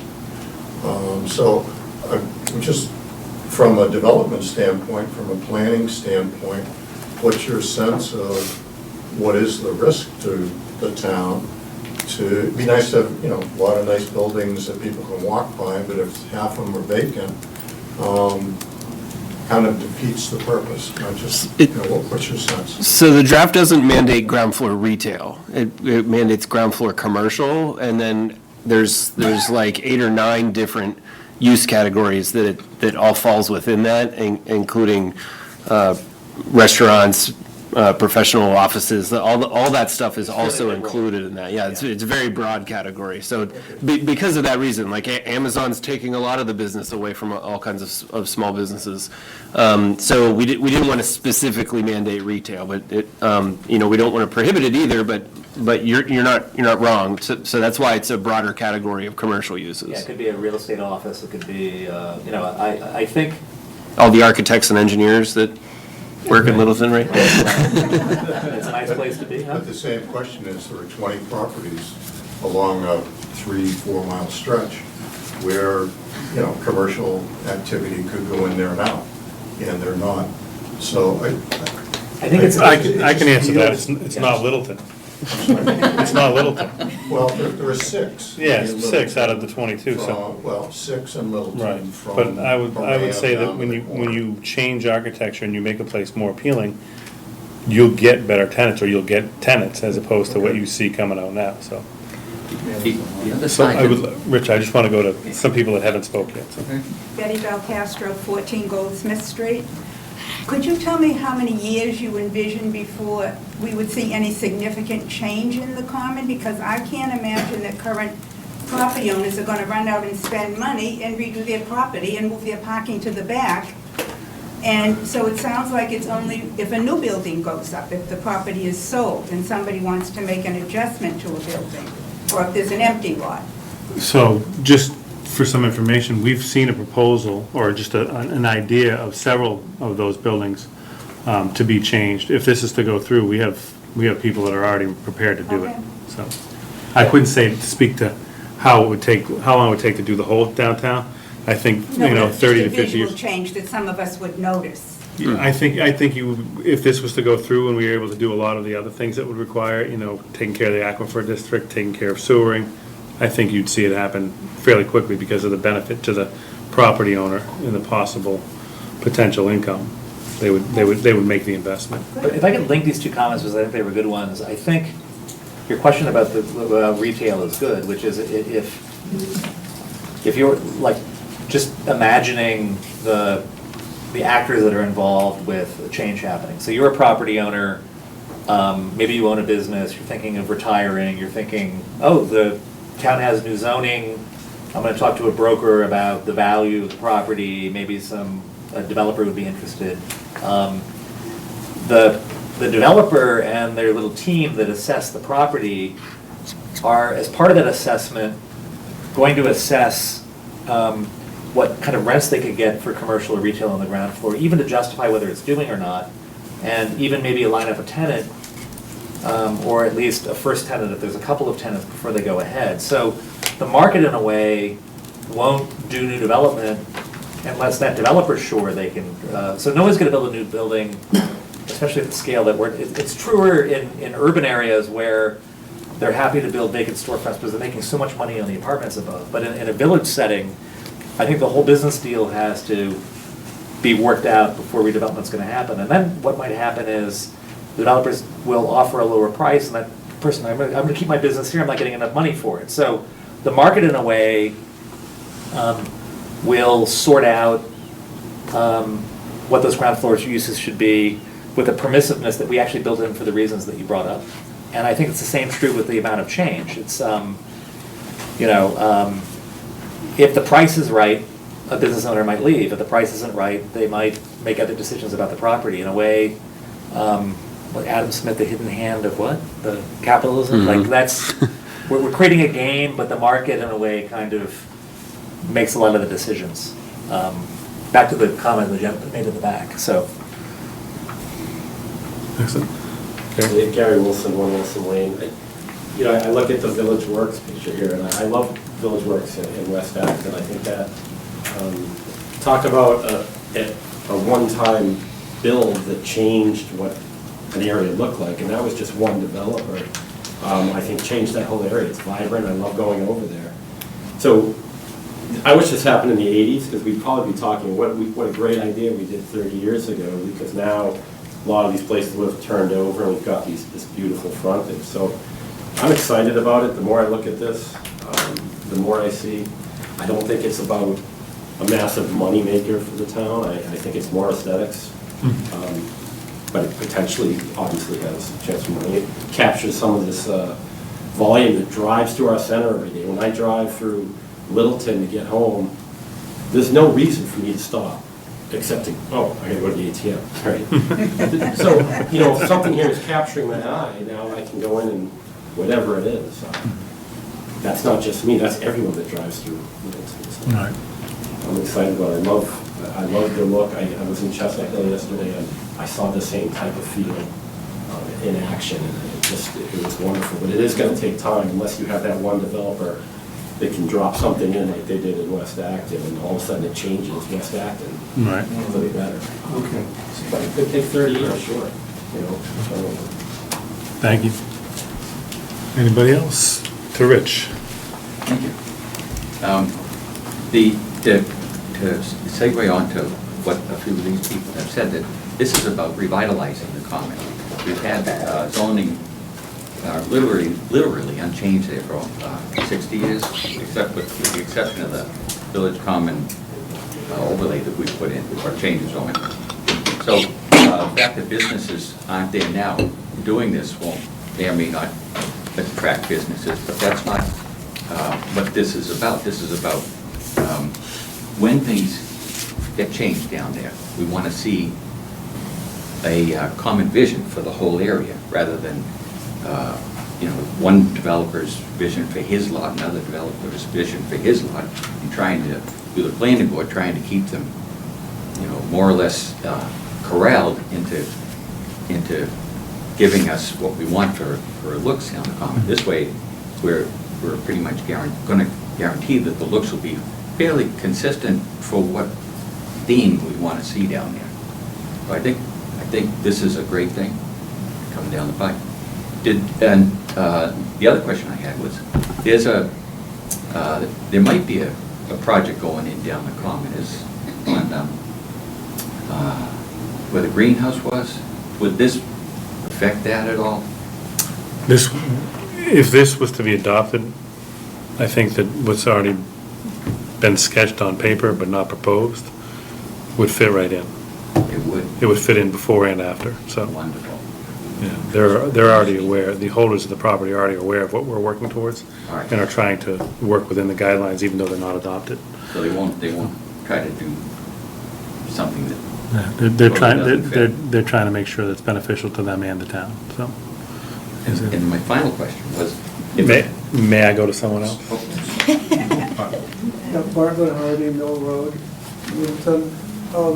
When I look at the commercial street in Air or West Concord, there's a lot of buildings that touch each other. And when I look at yours, the way I understand the dimensional thing is there's a minimum of 10 feet of open space at every property line.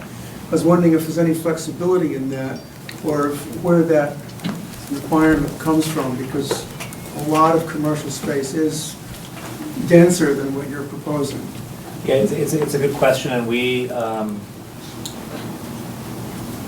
considered maybe a section of it being what's called zero lot line, where literally shop front. But the parcels are so idiosyncratic, and even not only their width but their shape, that was one issue that we laid out a kind of a frontage that would work that way. But it also isn't indigenous to Littleton, and we think that as long as there are a series of buildings and you're not walking much further than like 20, 30 feet, and there's nice landscaping based on our frontage, we had the frontage standards replace the kind of continuity of storefront. And it was a little bit of market issue too. We couldn't imagine for that length of street continuous retail as well. That works better for retail than professional offices, but here we get porches and galleries and patios and things that still make a pleasant walk. So it's a slightly more rural model for a village. Are there standards for what goes in that 10-foot space? Yeah. for Yeah. properties? You've got a bunch of choices, but the choices are defined. They're called the frontage types. And each business, property owner, developer could make a choice. If it's more office, it's more of a landscape with some benches. If it's a restaurant, you could have some patio space there for outdoor tables. Each frontage type is linked to kind of a use idea. We like the idea of the porches or galleries, just because they're kind of indigenous also. And that might make, for a developer, a very distinctive front. That would work well for professional offices, let's say. So we build in some logics, but enough variety too. We were trying to imagine what a really nice walk would be like thinking like a film director, like I'm walking down the street and, but almost literally, we were thinking about, I think your comment was perfect, which is to write a code that orchestrates relationships between people who otherwise have no reason to talk to each other, so. And you have that experience because the first time that they came to Littleton as a team, we took a walk down Great Road and zoom, you feel the wind from the cars whizzing by, so Right. they have that experience, yeah. I don't know, if you want to go. I have a very simple, quick, I'm sorry, architects, it's completely unrelated. The Great Road would look much better if you buried the power lines. So typically, when you see redevelopment from lot to lot, they do come off the pole and go underground, and eventually, I think as this was redeveloped over 30 years, you would see a lot of this go underground. I think that would occur, so. All right, thanks. Sue Carter from Places Associates. In my mind, I'm trying to see how I would develop some of the little lots on the common and a couple of things on parking. Back in the late 80s, Littleton had a parking policy that allowed compact car spaces, which might help some of those smaller properties, because typically to have a parking stall in the backup space, 18-foot parking, 24-foot aisle, that takes a lot of space. Compact spaces may help. If you could allow this really smaller lots, maybe under a certain size, if they front on the common, to get some credit for the on-street parking on the common, that may help those lots. The other thing that, as I work through in my brain how you would do some of this, is one thing that everybody hasn't talked about is sort of the elephant in the room of stormwater. And many times on some of these lots, we have really lousy soils, and stormwater is going to take up a large percentage of the lot. Put it into parking, you still have to have an overflow.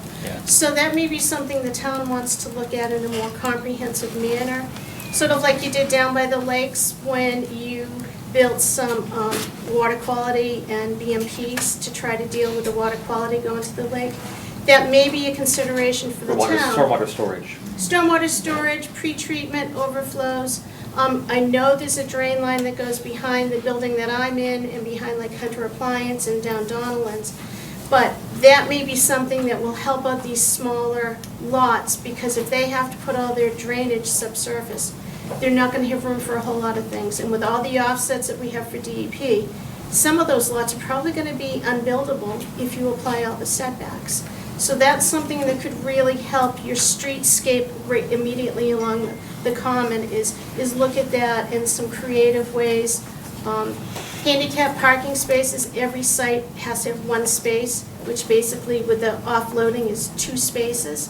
So if you have a tight lot where you can only get 5 parking spaces, you're now down to 4.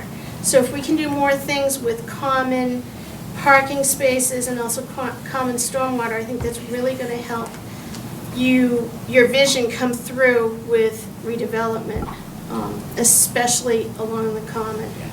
Those are great comments, and I Thank think, again, anything. I'm just willing to bet that idea about Reading being the master leasing agent for a parking lot probably can solve that, because it can consider a rear parking lot across multiple sites as one lot and handle the handicap needs in a more efficient way than having a space here and a space here and a space here. Then it Then we could could draw the aggregate them. stormwater into that as well. I Right, think, right. So then we would take, it's an expense and a liability the town would have to look at to see if it was an investment worth doing, but certainly Certainly worth looking at. Maybe you could create a stormwater district where everybody contributes to paying for the solution. Just like many towns have a. Did you say you wanted to move to Littleton and be on the planning board? Work in Littleton. No, but some of the ideas that some of the towns that we're working in have talked about were a little stormwater district, and I think Littleton Center, the Common, may be a good spot for something like that, where everybody contributes to the solution for all, for Great all idea. companies. Thank you very Maybe we much. charge it into the aquifer. Yeah. These are all, I'm thrilled that so many people showed up tonight. I can't thank you all so much for coming, and your input's been invaluable to us, to the consultants, and honestly, it's exciting to see this many people take part in it. Rich has one more.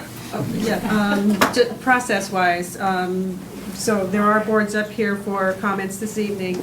If we get comments, if you have comments at a later date, if you get them to me by August 15th, then they'll be able to consider those for the next draft.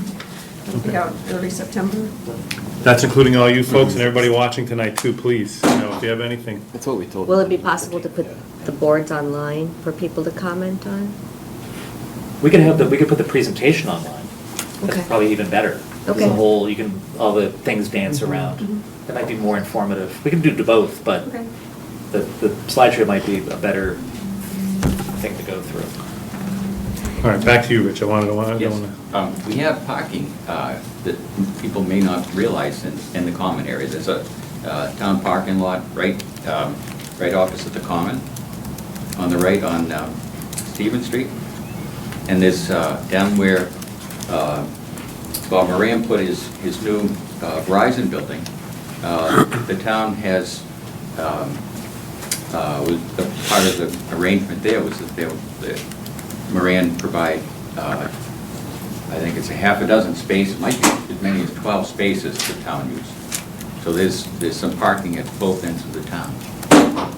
But the main question I want to ask you guys is how challengeable is this? Say a bank wants to come into town and they say they use brick, their buildings are square and their roofs are flat, and the whole thing is a big plate glass window on the front, and that's what they want to use.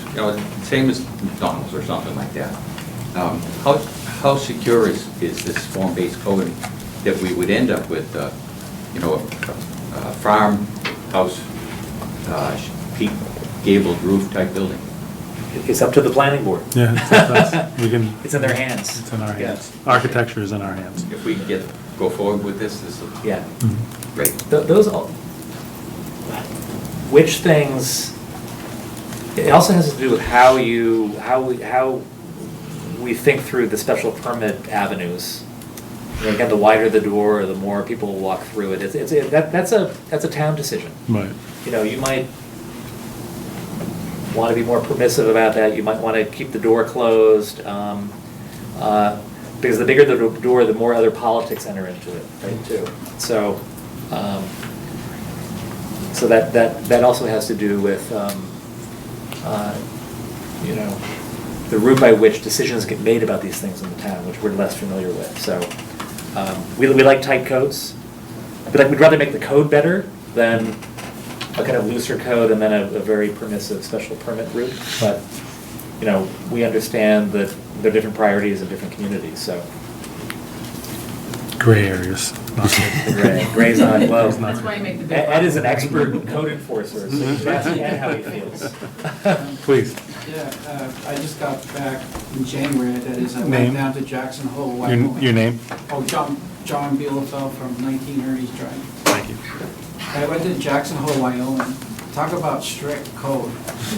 I mean, the walkways are actually planked with, it's a cowboy town. And they kept it that way. And so the tourists just come because it's unique.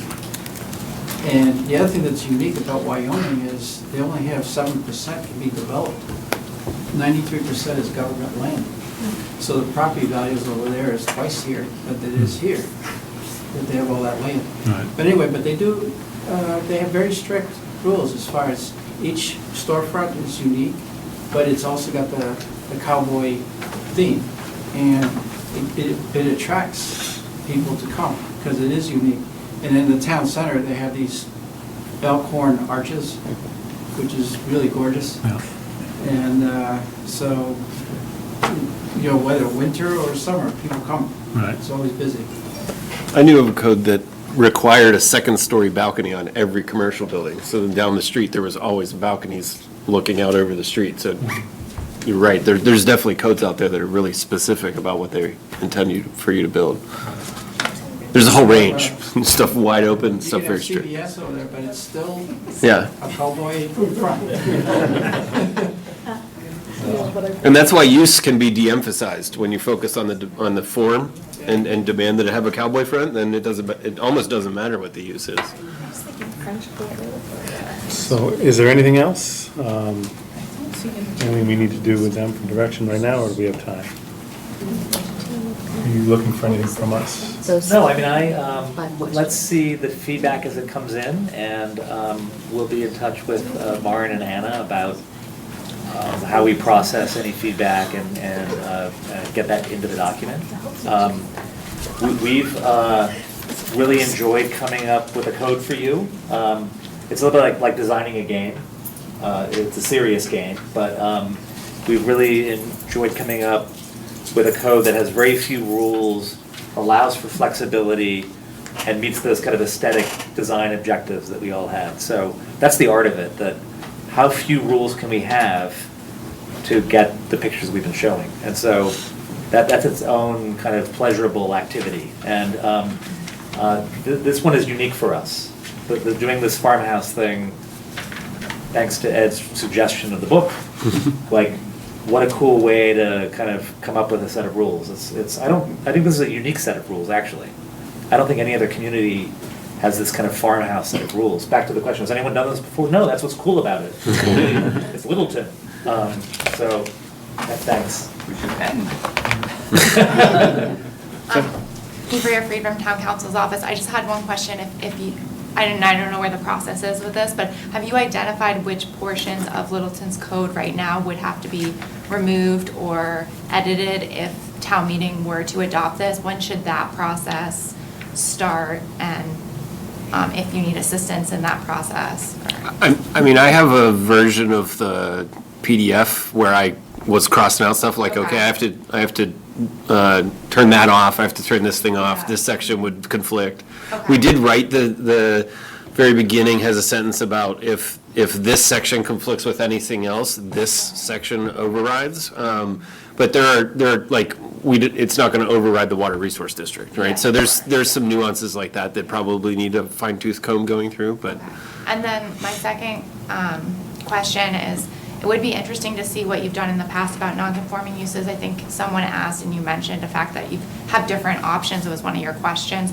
If there's some samples, that might be helpful to circulate, just because how quickly can we bring the whole area into compliance? It seems to be a question here. Yeah, the trade-off is, on the one hand, you're more restrictive, so change happens faster, but you want the property owners on board so that they don't kill the thing off, and so you make it more permissive. And that's just cutting to the chase. That tends to be the issue, which is the people that want to see this happen as fast as possible, the people that want to be able to do some additions to their business or something without triggering a whole redevelopment. And we'll leave it to the fine folks here to give us some advice about that. Right, yeah, but it would be helpful as they're thinking about it to maybe see some samples if there are samples. Thank you very much. That's great. Anything else from the audience? Well, our meeting's going to continue. We have some really boring stuff to take care of, board business, member updates, and bills and payroll, so. But you're welcome to stay. You're welcome to stay. But if you leave, please leave quietly. We might go, though. Thank you. Great job tonight. Thank you very much. Yeah. You're welcome to stay and put any sticky note thoughts up on those boards back there. Thank you. Yes. Thank you. Thank you. Thank you very much. Carolyn. Nice job with that. Tomorrow afternoon, are you good? Are they open tomorrow? I get out at noon time. We can get back with you. Dan, Yeah, I was aware. By the time you responded, I was driving to Amesbury. So, All right, okay. All right, so everything else is mine, I'm not even gonna worry about the noise in the background, we're gonna just do our board business and member updates. I know Dan had an eye on So, writing this to mess with the the schedule, did I hear you say September 5th? Can you keep that and just push the public hearing 7:30 to and I'll jump out of work. I'll be new there, but I'll jump out early. So what are we doing about the 15th? You want to change it So then we have a higher fire rate. to the Wednesday instead? The 14th? So Ed can't make it that Thursday. I think they're a little bit independent. So what's your week look like that? Would you do Wednesday? Wednesday, the 14th? The Yeah, water Lawrence can see protection why and not. environmental. Yeah, Marvin's not gonna be Marvin's not here. Then Override let's- Next week. this, so. I won't be here next Those could be on constructive tracks or. You just wanna watch the video after that. Sorry, I know that through our rules we handle this, but. But that pushes it too close to Labor Day. That's a week. Let's do it for the 15th and I'll just be late. And if we can start it, put it on the agenda maybe for 7 or 7:30 and I'll get here as quick as I can. I'll be 3 days in the waiting. If we even have anything, we don't even know yet, right? I've gotten several questions, so people think that they'll be ready. So I reviewed the whole building with them. That's it? We're done? Well, we had 2 meeting notes to approve. So, has anybody reviewed either one of the minutes from June 20th or July 18th? I got through June 20th. Yeah, June 20th you had at the last meeting. I know both of them were late. Yeah, there. I'll entertain a motion to approve June 20th. So moved. Second? All in favor? Aye. Okay, it's June 20th. And then July 18th, have 2 members have reviewed it? I'll take a motion. Great. I'll make a motion to approve the July 18th meeting minutes. Get a second? Oh, second. All in favor? Okay, meeting minutes are approved. Thank you. Any other comments or input from the board? Otherwise, I'll take a motion to adjourn. Have anything else? I'm good. I think just real quick, to follow up for these guys, if you have any other comments, let Maren or I know, because I think we'll try to probably synthesize the comments from everybody here and try to get questions solidly answered so that the public can hear those next time maybe. So, if I may, can I compliment the 2 of you on first the public outreach, getting the people here, and the hard work that you're doing. And we get to see it in the emails back and forth, so I think it's great. So, kudos to the both of you for the hard work you're doing with them. So, thank you. Yeah. Teal did it. Well, And Maren answered all the questions. No, I think this was I'm this really, process. I mean, I think the response, the feedback was Yeah. very positive. so I thought it was great. Yeah. And a special thanks to Rob tonight for being our bouncer in the back. Thank you. All right, again, entertain a motion to adjourn. So moved. Aye. Oh, second. All those signify by saying Aye. All right. As clerk, am I supposed to second? aye. You can, yeah, you can. Okay, just. You can make a second, motion. okay. You can say.